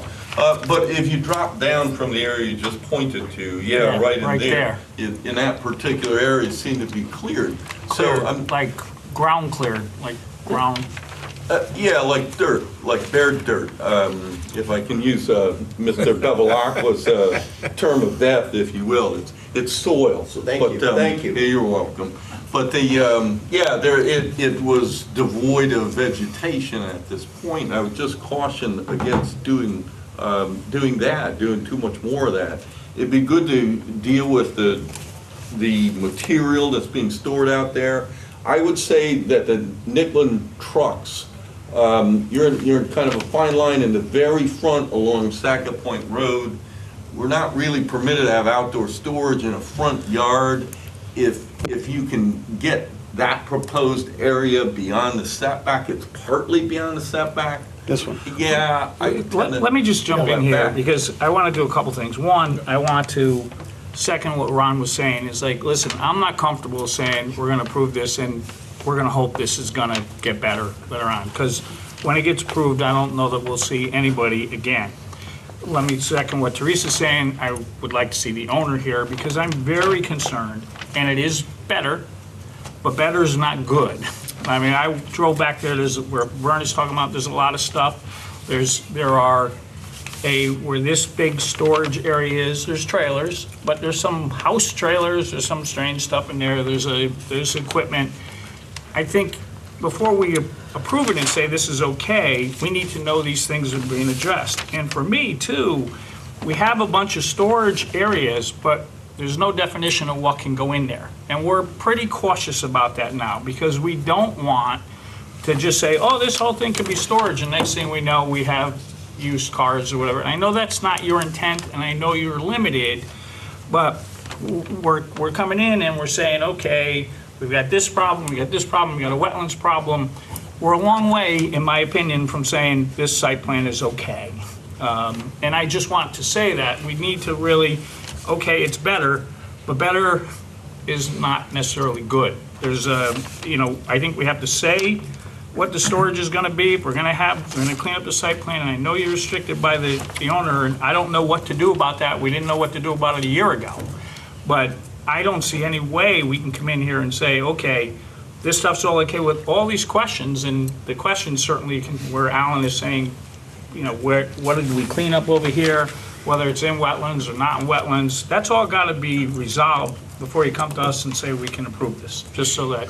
I think pretty much okay with that. I didn't really expect that, I would ask you to approve it all with conditions. I wanted to just get back in, And show I you what appreciate we've the done. improvements that have been, but there's a long way to go, in my opinion. I'm okay with that, and I think we probably know enough in talking to the various tenants to be able to give you a definition or. Yeah, that's important to us, because we've had other sites where we end up with stuff we don't want. It's like, define what you want, make it so that your business can operate. We're not looking to stop you, it's a commercial area, but we want to know so that if there's a violation, we can do something about it. Yeah. Is Mettler still in the state? Any part of the Mettler family? They're all gone? France, last I checked.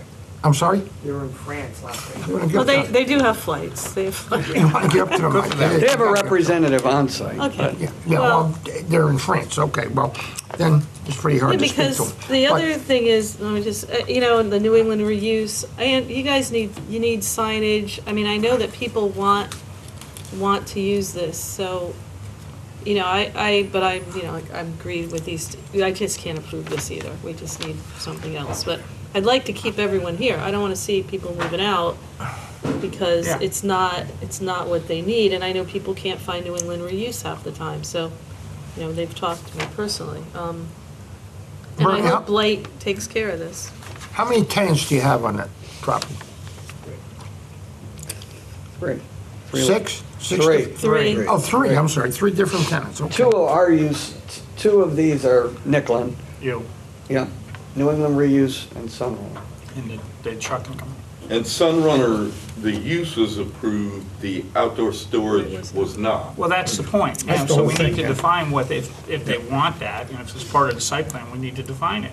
The New England Reuse is not, they have no outdoor storage, so they're Right. not the issue. Good. Right. At the moment, so. And we can get the Sunrunner, what they need, I think we know, so we can get you that. All right. Is it your understanding that those trailers and all of the storage in the dashed rectangle in the northeast corner is Sunrunner? Or, This one? yeah. The bigger one. That one there, yeah. Yeah, we have one truck there. You have one truck, but the rest of it, there, as Jim indicated, there are 2 house trailers that are there. They did remove, I think, 2 of the inoperable passenger vehicles. You got a couple trailers, you got an old Lodestar back there, truck. You got skids with Christmas wreaths on, which I gather is a remnant from the tree enterprise that gets conducted there every year. So a variety of things there. I don't know whose they are. Well, Mr. Probably don't know either. Mr. Sarasi talks to the Sunrunner people, so that relationship is good. We can get that for you. Well, and if the other people don't need outdoor storage, then it's a question of how are we going to clean it up and then define what the storage is that they do need and solve. And put on a plan. Yeah. Right, I mean, and Wetlands that's, I mean, to me, that was a key part. What we're showing here is documenting what's there, correct? As opposed to what you guys are gonna want in perpetuity, right? Yeah, Okay. yeah, primarily. All right, because that was not clear on the plan. I interpreted it as, these are the outdoor storage areas, this is what's being used, this is what we'd like to use, and, with no explanation of what's gonna go in there. So I think you just need to be a little more clear on the plan as to, what's there now, and we certainly appreciate that, but what are you proposing long-term? If there is outdoor storage, where are those outdoor storage areas? And specifically, what's gonna be stored in those areas? And we need to understand that. So Bernie, being said, saying everything being said here, everybody had to veneer it out. You're gonna work on this and come back, is that your intent? We'll be back next month, see where we Okay, are. well, whenever you're ready, you'll be back. Yeah. Okay. I'd like to, I guess for now, request that you table it till next month if we're ready. Okay. With all these answers, we'd be back. If we're not quite ready, we may Sure enough. push it, but at least we're back in before you and hopefully can finish it up. Thank right? you. Okay, thanks, Bernie. Okay. Yeah. Move right forward here to, Should we move to table that now or in deliberations? We can go all through everything in deliberations, if that's okay. That's fine. It's foggy. Okay. Lee's been through it enough. all right, and we're gonna go right into change of use. Because everybody's here for that. Okay, 85 Washington Avenue. Step ahead, please, and give us your name. My name is Rebecca Stumpf. I'm the district operation.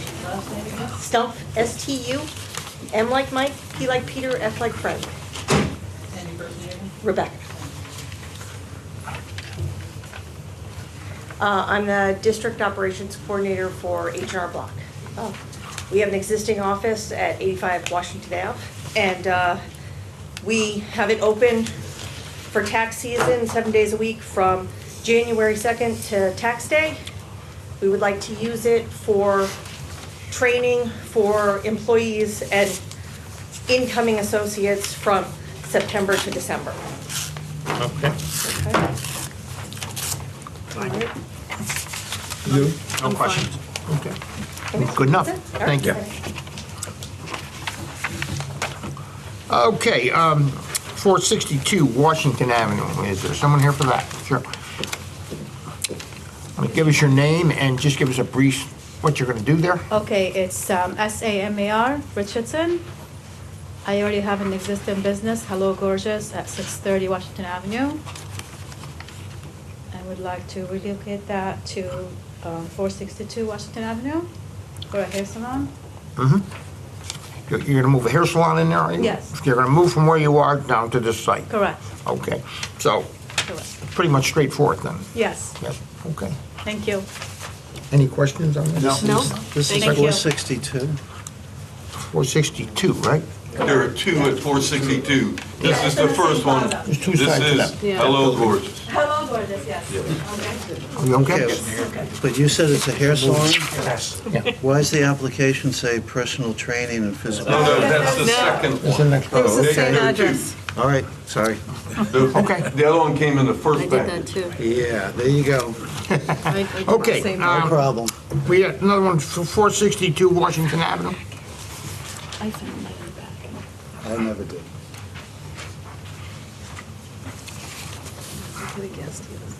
Bernie Santoro. And Claudio Boni. Okay. And what's your intent? So I have an existing business also on Washington Avenue, Achieve Fitness Personal Training. We are looking to expand and going to be moving into a new location and also bringing on physical therapy, which is going to be Mr. Santoro's portion of it. Okay, you're existing now up on Washington? Yes, been there for 5 years, correct. So you just want to move down to the other side of this building, I Yep, presume? just moving a few blocks over. Any questions? No. Nope. Question? No. Okay, sir, thank you. Thank you. Thank you. Okay, 250 Saca Point Road. Is there someone here just to give us a brief overrun? Good evening, everybody. My name is Richard Como. I live at 1149 Ridge Road, North Haven, Connecticut. I'm here to request... Como, C-U-M-O. I am here to request, I guess, a change of use at 250 Saca Point Road. The tenant's going to be Sunbelt Rental Company. Basically the same thing as Hertz Rental Company, equipment only. But I mean, you're going into that building and doing almost the same thing as being done now. Absolutely. It's basically a construction equipment maintenance facility. Right. That's what it is now? Yeah, that's center plan. Everything Once is gonna be- ETI Excuse me? Is everything going to be the same on the plan? Everything's the same. Everything's the same? Everything's the same. Any questions? No, I just want to say thank you as owner for coming. Oh, thank you. Okay, okay, I thank wish you I was very in much. France, I should say that, you know, I guess. As we all do. Okay, 262 State Street.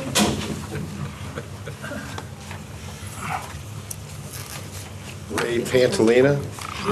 Ray, R-A-Y.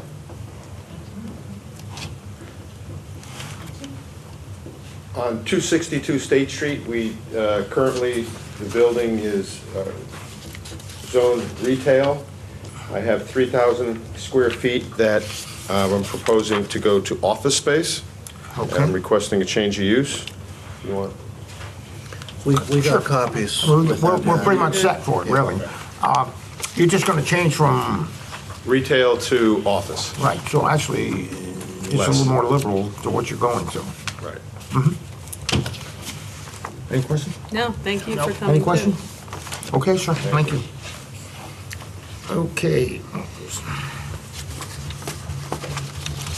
Okay, I guess we'll go right on down. We go up to, you have an extension, Alan? I'm going to go back up to the extension. Before you start with the extension, I'm recusing myself on the extension. Our office is involved in it. Okay. You want to tell us about the extension? Is there someone here for the extension? There's a letter, there's no one here to represent him. Lloyd Parchment was the applicant. They've been about a year since their approval. I think he explained somewhat in his letter that it was a little more complex a project than he had banked on. Time-wise, he seems to be putting his affairs in order and trying to move forward. So, what is... He's asking for a 6-month extension. Okay. So when you vote on that, Ed will be voting on that. Yeah. Ed? Okay, any questions? No. Okay. That's it on the, you're back in now, Jim. On the bonds, Yep. we have P 13-17. Patton Road, 19 and 51 Patton Road. Is that the bond for that subdivision there, Alan? Yeah, that's Two-lot Winding subdivision Ridge, or whatever? Patton Road. Six-lot subdivision. Construction was actually, on the road was completed a while back. My predecessor had dealt with a lot of issues associated with that construction. They had some issues with the sewer line, had to be relayed, a bunch of other things. Basically, at this point, they needed to overlay the road, they needed to do the line striping, put the signage up, some repairs to some sidewalks and curbs and those kinds of things. And they've satisfied all of those, the outstanding issues that are associated with that particular parcel. Now, this is a longer, drawn-out process because it's also going to involve a road acceptance. Well, that's what I was going to ask, so that's what it Mhm. says, roadway deed pending? Right, exactly. So, and that's something, honestly, you know, being new to the position, I'm kind of working my way through the process. But as I understand it, you know, planning and zoning's got the bond,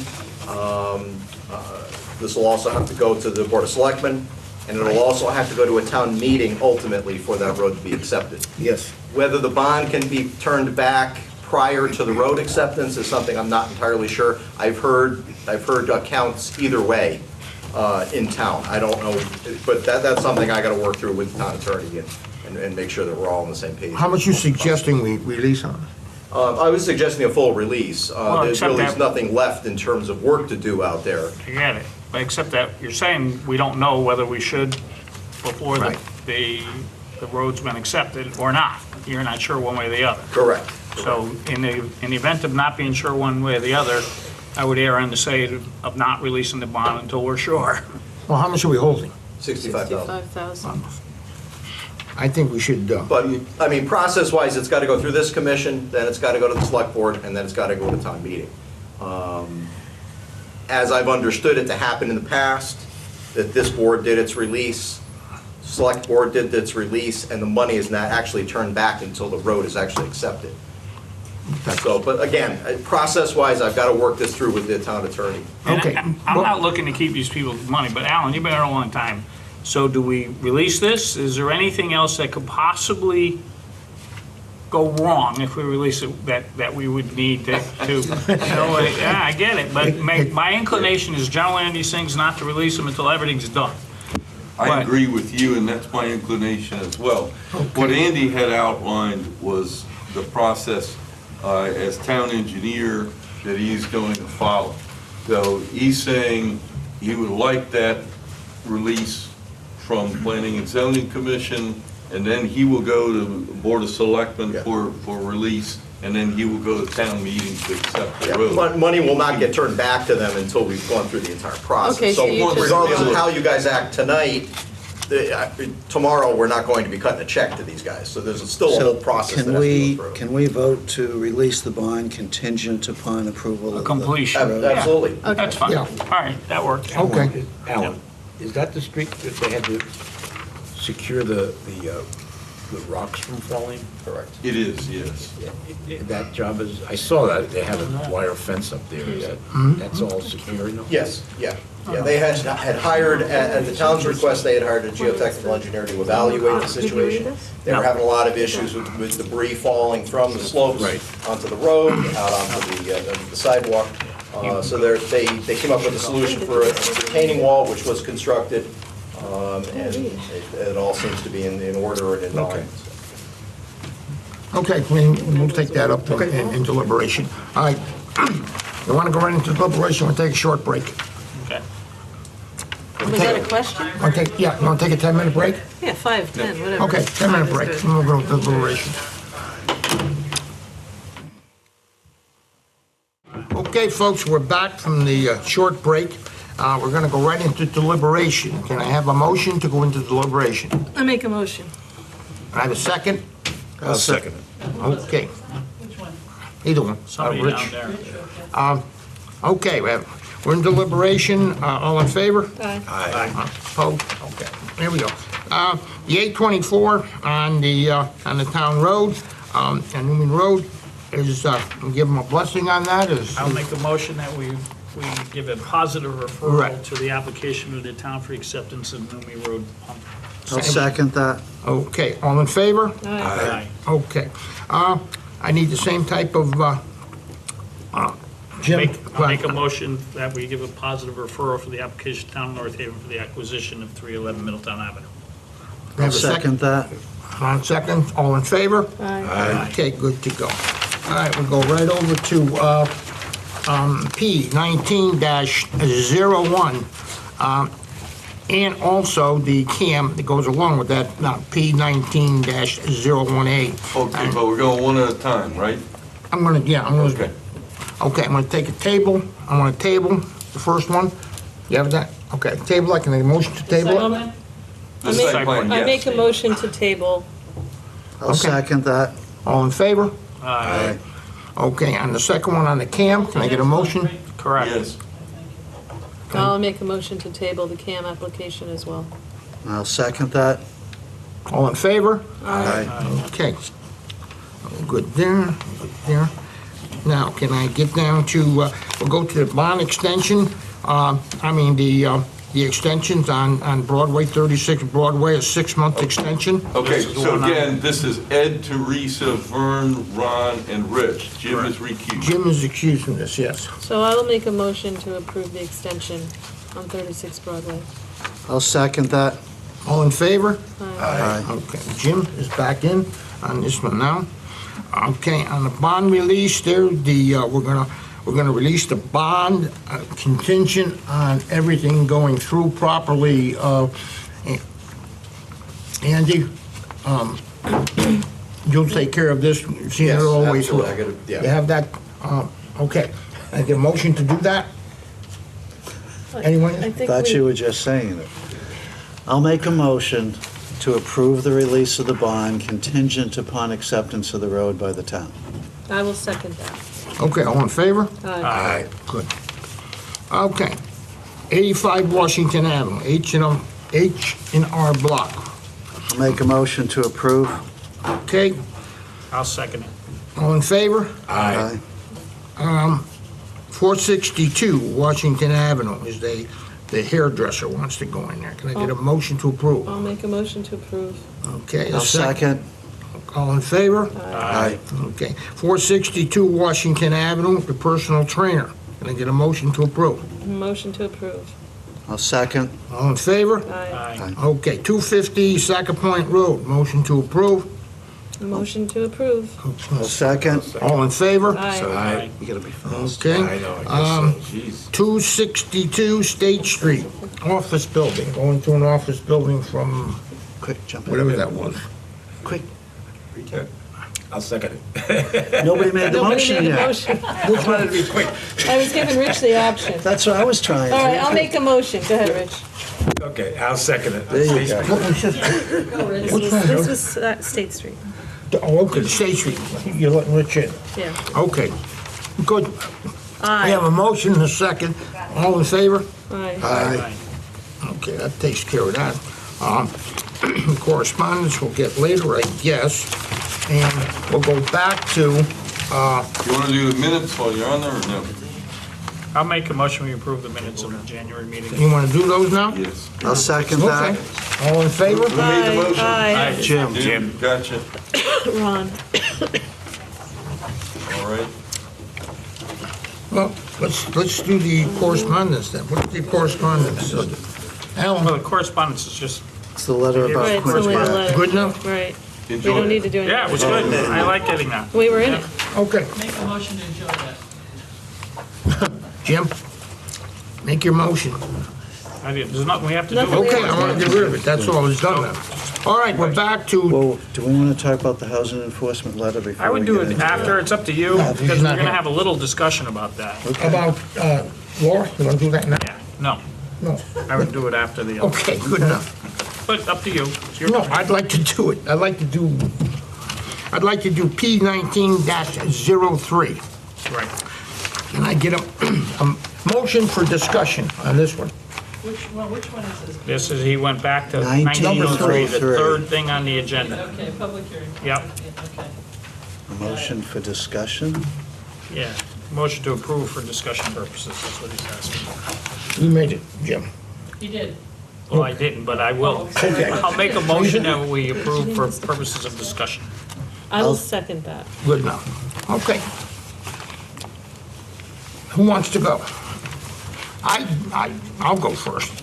And, you know, there's certainly two ways of thinking about this, and there's a lot of things to think about with the public input and the applicant's input.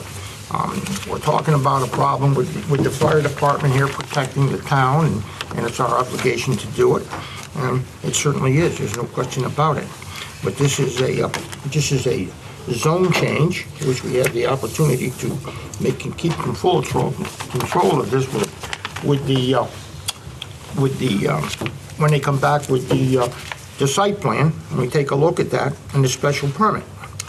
But being the problem that we're having with the fire department in the emergency, we're still going to develop somewhat in this town. It isn't though going to stop development entirely. And I think this is one of them that we should be looking at, changing changing the zone to the EH zone in this particular case. With that, Jim, you want to go, or Teresa, or Ron, or Yeah, you want to go first? No, go ahead. anybody? Listen, this is one that, quite honestly, the question is, when is enough enough? And somebody did say that. It's using the elderly housing reg to put up apartment buildings. How many apartment buildings we put up? You can make this argument in every piece in town. Quite frankly, the presentation made by Mary, sometimes I've agreed with her, sometimes I haven't. I thought she was dead on. There's no reason that we have to do this. This is in a R20 or 40 zone? R40. Yes, they can develop it, and they have the right to develop it, and I don't have any problem with them developing it. That doesn't mean I want more apartments. And, you know, is there a need? We've all heard there's still a need. There's a need for the elderly people. I don't want them to move out of town either. I'm an elderly person. I don't want to move out of town. But the need is for people to be able to sell their homes for, especially the people like in the center of town, and then to be able to go somewhere. This is being proposed essentially as market housing. Good for them.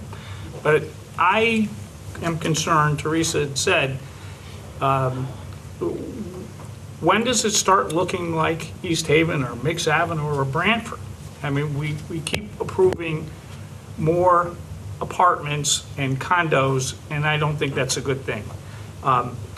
And for me, the fire chief's issue, which was an issue when we were talking about Bradley Home, continues to be an issue. I respectfully disagree with the applicant. 13 homes is not going to put the same pressure on our emergency services as 120 elderly units. It's going to put more pressure in a circumstance that our fire chief has said, we can't handle what we've got. So I don't know why we would approve this, and I'm opposed to it. Okay. Teresa or Ron? Teresa, you You want want to play back and forth on the Either way you side? wanna go. Go ahead, Ron, I'll let Ron go, Okay, then you I'll wanna go. go? How's Right. that? I mean, I do not disagree with the concerns voiced either. I'm a little bit at a loss, to be honest, with the role of planning and zoning in directing the town how to deal with emergency services. And I mean that sincerely. I mean, I don't know if it's our job or not. That being said, taking that concern off the table, I happen to think the location for this application is a relatively good one, considering the fact that there's already similar uses adjoining. And it would provide the opportunity for people in these different communities to sort of commingle. It would be easy to get rides to town, or if somebody wants to walk to town, they can. So I don't have a problem with turning it, into elderly housing. I can, speaking for myself, I think that any proposal that I ultimately approve would probably have to have a 20% affordable component, because 10%, Library will be closing in 5 minutes. Please bring all items to the circulation desk now. 10% doesn't help us gain on the percentage that we are now.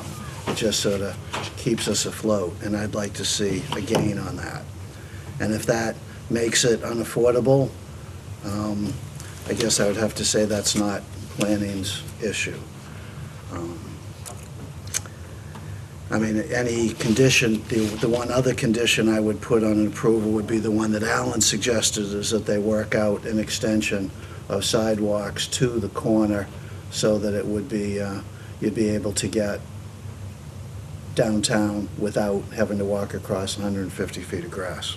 So, You want to put that in the approval? Well, let me just clarify this. I don't think that that's appropriate myself. I think if you're putting it in, you're putting it in, and wait a minute, hold on. If you're going EH, go in EH. When you get to, let's assume he said 3 to 6 months, he'd be back.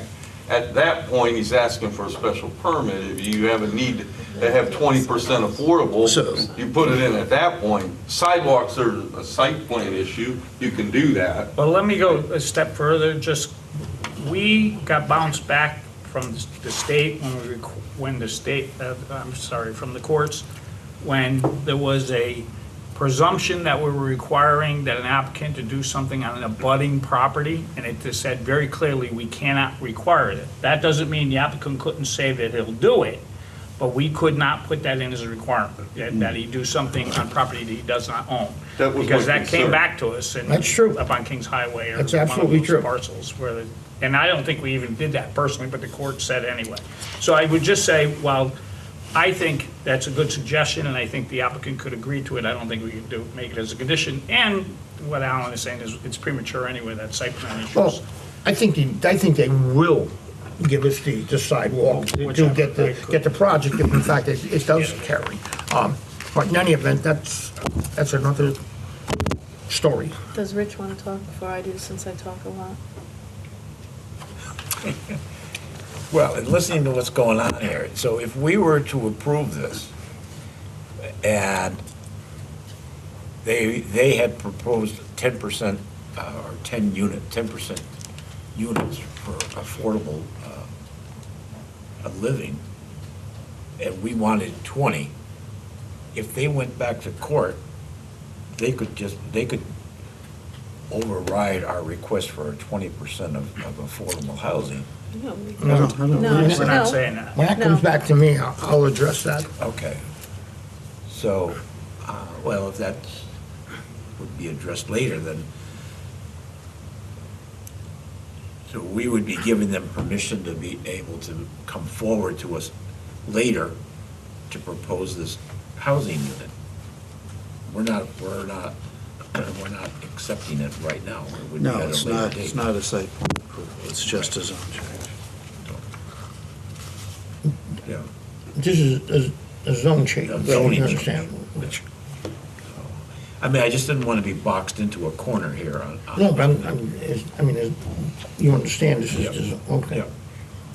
The zone change would enable them to apply. To apply, to go forward. Simple You as look that. at it that way. Yep. Okay. Should I go? Go ahead. Okay, so, going back, I don't think, first of all, that what planning and zoning does is to direct emergency services, but I think we all know that what we do has a great impact on emergency services, so our decisions impact them. So I think we need to be cognizant of that. We are cognizant when we look at roads and at other types of services, so we need to be cognizant of this piece. We're all like, we can't silo, we're not siloed, we are all one big organism. So, I think I don't believe apartment buildings belong again in residential neighborhoods. We keep putting apartment buildings in residential neighborhoods. We're now saying that they can build up to where 12, maybe 12 houses could go there, and I'm pretty familiar with that piece. I don't even think they could get 12 homes. We're now saying they want to put, 120 units. That's an awful big density, and again, we're not just zoning, we're planning and zoning. So for my part, I want to start acting more like a planning board. We need to plan, and we can't just take a literally housing zone, which is an awful regulation. When you look at other towns' regulations, they actually have a real regulation. We don't. We plop it there. So now we're taking, again, in the middle of a neighborhood, and we're putting apartments under EH. Or condominiums, it doesn't matter. So I think, one, we're doing a disservice to everybody in this town by adding apartments where it should be residential. We're doing a disservice to everybody in this town by impacting our services even more when we have the fire chief, who happens to actually be the expert, not us, not the first selectman, and trust me, I get emails and I get calls from people looking for affordable senior housing. And I'm going to go a step further, since the applicant brought in that the town and the selectman's office are involved. we need to look at, as a town, putting in affordable senior housing in the right places. Not putting it in the middle of a residential neighborhood, so we look, no disrespect to people out there, but like East Haven and like Mix Avenue. So I am not in favor of this. Okay. Well, take a look at this, that I don't think it's really gonna take the whole corner up. I think it's just the growing part where they had they're gonna leave the house in there. It's gonna be down a little bit, but in any event, let's get back to what we're here for, is the EH zone here. Now, if we deny this, which we very well could, and recommend that they go back and bring us back a single lot subdivision, just like we did on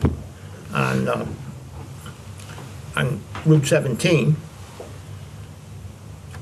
and the same developer that's down there on Route 17 may come along and offer them whatever we may offer them, and turn around and go back to the state, talk to the state, and come back, and the state is going to override whatever we say. If we say this has got good development for the town, the state is, I'm sure you will agree, is going to say, well, he wants to put it in, he can put it in because of the position that we're in. Well, Did it in Montauk. They did it right across the street from Pond Hill Road on Route 22, just up the street from this site. So I am really a little afraid of the 8-30. Okay, statute. so let's say that for what it is. So you're saying, your concern is you'd rather see this than an affordable housing project, an actual under 830G affordable housing project being proposed. That's essentially That's about one of your exactly what I'm arguments. saying. We have some control of this. I get that. The problem is that works on every single piece in this town. That absolutely argument. does. So that argument could be made for every single piece, every R40 piece in the state, in the town of North Haven. Somebody could come in and say, I want to put up apartments because you can control this better than 830G. And I don't think that, we all have our reservations about 830G. We've all had our battles.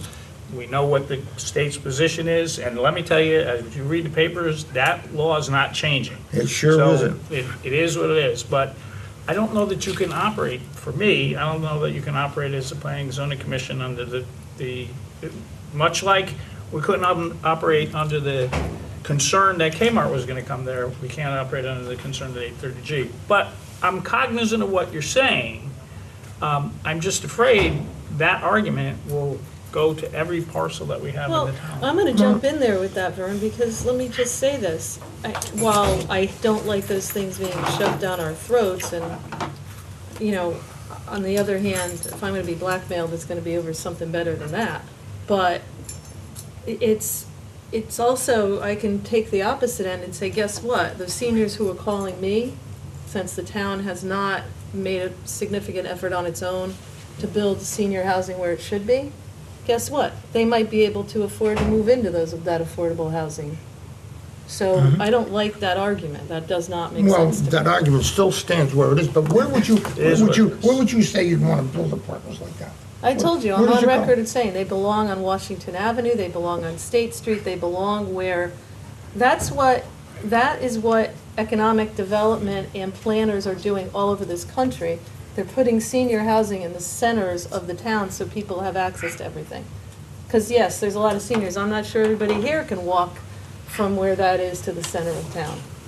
Well, I could do that. I don't know. So I'm just saying that there's a lot of planning. There's also a very big move to get away from just senior development and put mixed housing, so you have actually seniors and people with young children. There's a lot of things that are out there that North Haven has not actually opened its eyes to, but that's not the argument for today. But we are planners. I think we need to look at actual planning. So that's...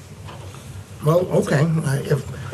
Let me say this, I don't think you're gonna convince us, and I don't think we're gonna convince you. I think So- you've got a very good point there. But I mean, I want to give everybody an opportunity. Thank you for the To opportunity. get this out Yeah. there.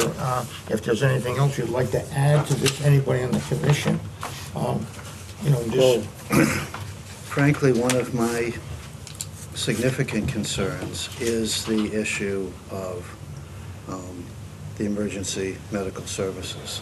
This is the third application in a relatively short time for what could be a significant number of extra housing units. We've gotten comments from the fire marshal on everyone, and no reason to think he won't say the same thing here.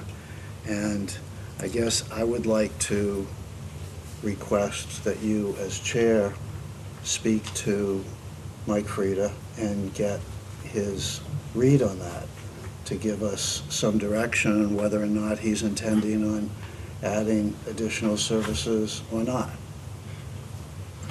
Well, I'm not going to do that.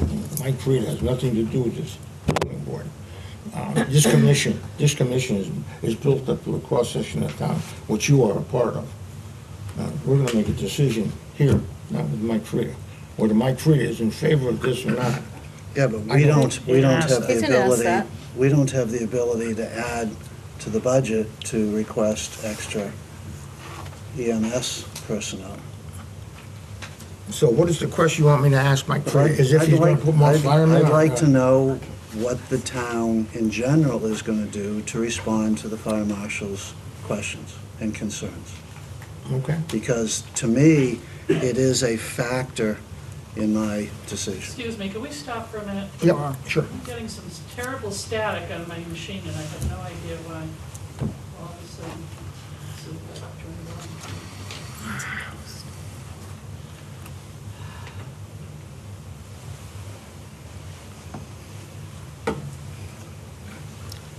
Let's try it. Jeez. This is not my day. All right, let's see. It's quiet now. Okay. Are we getting better? Okay. I mean, the simple fact, Vern, is, which I can't separate from myself, as part of my job, I pull building permits for major housing projects all around the state all the time. We have discussions, sometimes differences of opinions, with building officials that we work out with town engineers and planners that we work out with. We, as a rule of thumb, never question the fire marshal's concerns, because he's interested in one thing and one thing only, and that's keeping people alive. And so when I hear a fire marshal repeatedly say the same thing, I'm uncomfortable ignoring that. Well, okay. Could we, instead of, I don't think that we need to have Mike Frieda's permission to build.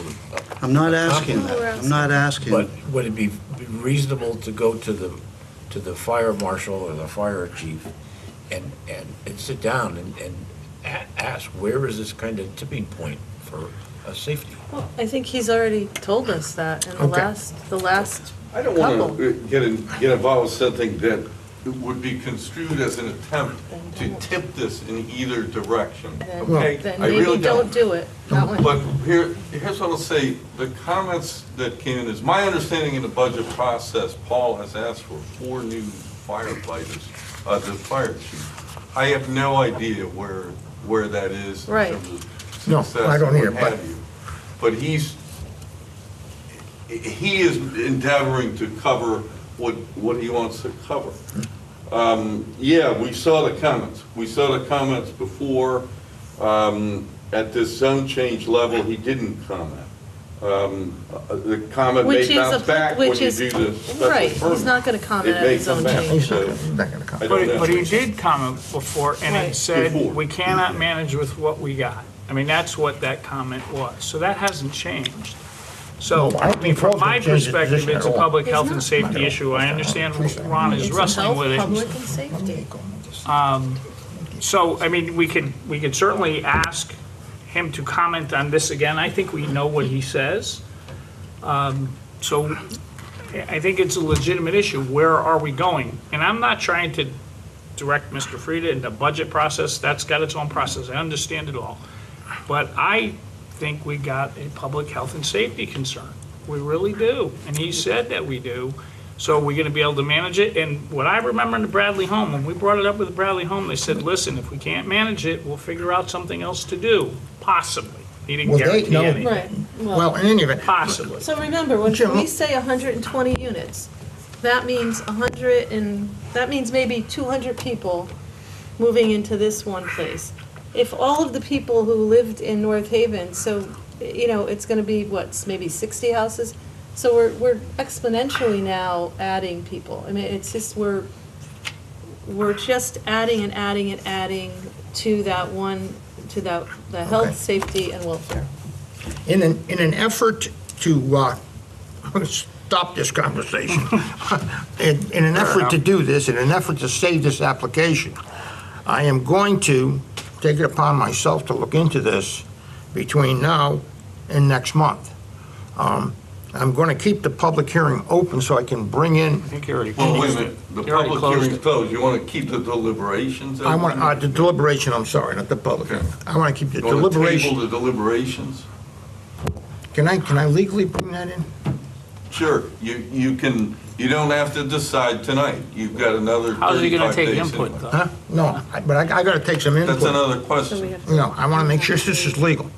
Maybe everyone can review in their own way the documentation and the testimony that was presented and come back and vote it next month. Well, I'm certain that's, We get which to is take fine. in New information. I just But don't know there's how new you take in new information, I've got to information. keep this thing open Right. to Because you talk about. closed I it. cannot, I can You limit. don't have to decide Then why tonight. can't No, we I just can reopen limit it? this to the commission. Which you could reopen it, but I would make if you're going to talk to somebody, if you're telling me you're going to talk to somebody, which I know you are, course I think not. we should reopen the public hearing. If we can, and I have no idea, can we reopen a public hearing? No, sure you Lee, can. you're here, can we reopen a public hearing? You're allowed to get comment from town staff after the close of the public hearing. Fair enough. So we can take, Vern, you can take comment from town staff. Can I do that legally? Wait, can we? Okay, good. Wait, Now can I'm we close. as a board take comment from town staff? I think we all could. I think you can. Okay, I And just like- want to make sure, so it's not just the chairman, so, No, it's not just the chairman. Okay. No, it's- Okay. So You're you want done. to table You know the that. You're heading that way. deliberations? We're tabling the deliberations.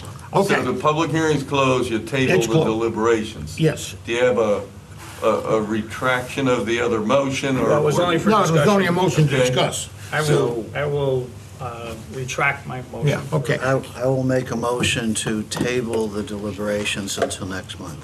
Okay, I have a motion to table. Can I get a second? I'll second that. Okay, we have a motion, a second, all in favor? Aye. Okay, thank you very, very much. Now,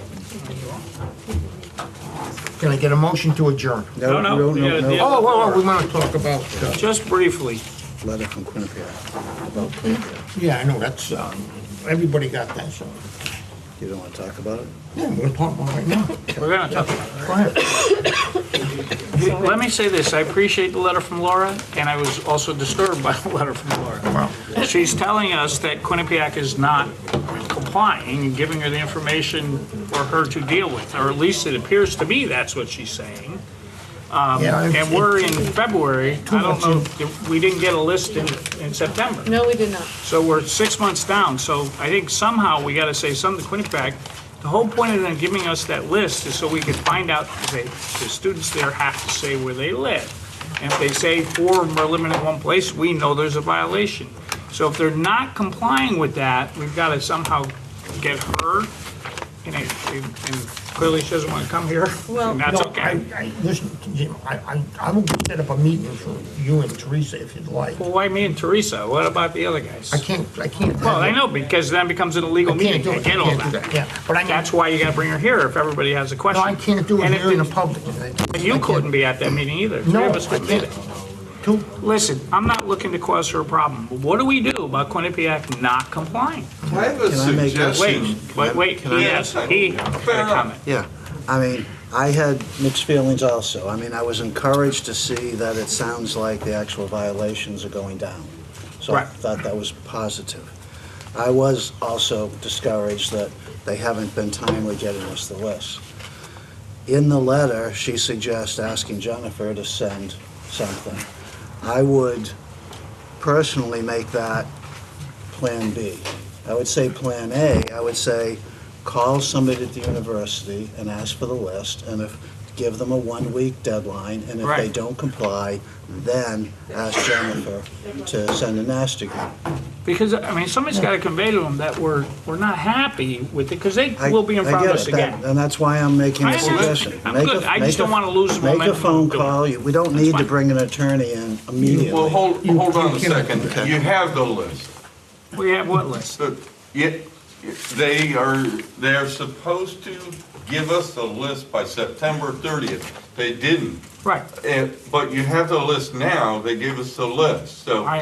What list? What list? Where We is didn't it? get any list No. attached. Yeah, no, not attached to that, you got the list before. Well, You're you got- right, we got it. Yeah, you got the list, it was in, whatever. I'm gonna say it was early November. It was Right. November No, 11th. no, we did get a Like the day list. before the meeting. Okay, so the list is there. I agree Then with you. What's she talking about? I'm confused then. Of, There's a list that the university is required by zoning conditions to provide by September 30th. They didn't do it. And Laura pursued that list. She did what you said to make the phone call, and the list finally was delivered in early November at some point. So we did get it, Okay. two months late, but we did get it. Correct, and the With- problem is, we don't want to do this again next year. well, we also got it with repeat offenders for some of them, one of them at least the second year in a One of them, row. yeah. But that's our problem, Right, not no, Quinnipiac's. I get it, but the problem now is, so now we got a list in November. If we don't get a list again until September, those places are rented and then they just don't do anything about it. So I think we have to talk to Jennifer Ron at some point anyway to see about putting together something about some teeth with, I don't know exactly what to do. I know what other towns have done. Well, I can get Jennifer involved in it. Well, I can't bring. I gotta tell you honestly, I didn't know we got the list in November. And it's late, you gotta understand, I mean, it's a school, how soon are they gonna know where these kids are living? Well, I don't that's why, know. when they were here, let's just go back in time for a moment here. At the time, you have Sal Filardi is the vice president of facilities or whatever. Prior to that, it was Joe Rubertone. Joe Rubertone sat in this, between these four walls. And they went back and forth a little bit because, we want the list by Labor Day. He said, we don't have registration done by Labor Day. And it kind of tossed back and forth that night.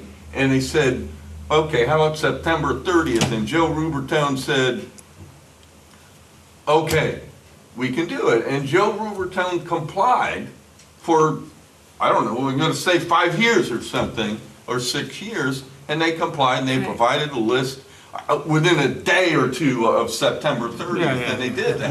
He retired 2 years ago. He did. Right, well, He so. did, yeah. Well, that's what happened to him. I will say When he that, retired, first he of went all, to- went classes to- start in the before toilet. Labor Day. So, Oh, I didn't know, that's right. But But they- our condition says September 30th. No, I get it, if we but, could- but they are, I don't want to hear from Quinnipiac, well, September now, this new guy thinks that it's too early, because I rent to Yale students, my leases start at the end of July, beginning of August. That's when you're leasing, that's when you're renting to students. So, we need to get it by September 20th, so we can talk to those landlords who are just abusing the neighborhoods at this point. Well, and I think sort of a deal is a deal in regards to that, but Ron, I don't think it's that unreasonable to have Jennifer get involved, because what I'll tell you is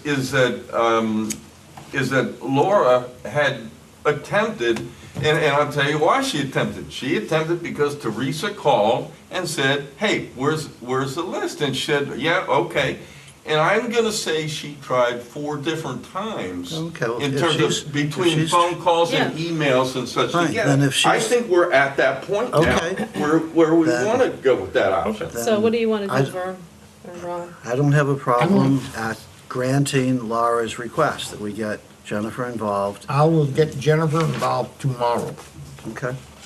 I will speak with Jennifer tomorrow, and then I'll let you know what you need to know. Thank you, sir. Good enough. Okay.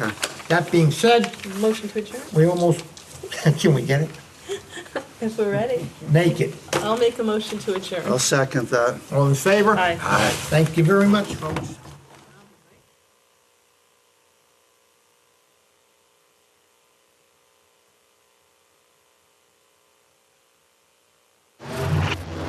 The preceding program is brought to you in part through a grant from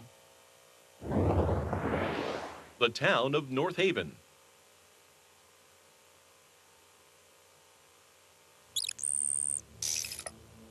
Watch town meetings or other videos on demand at nhtv.com.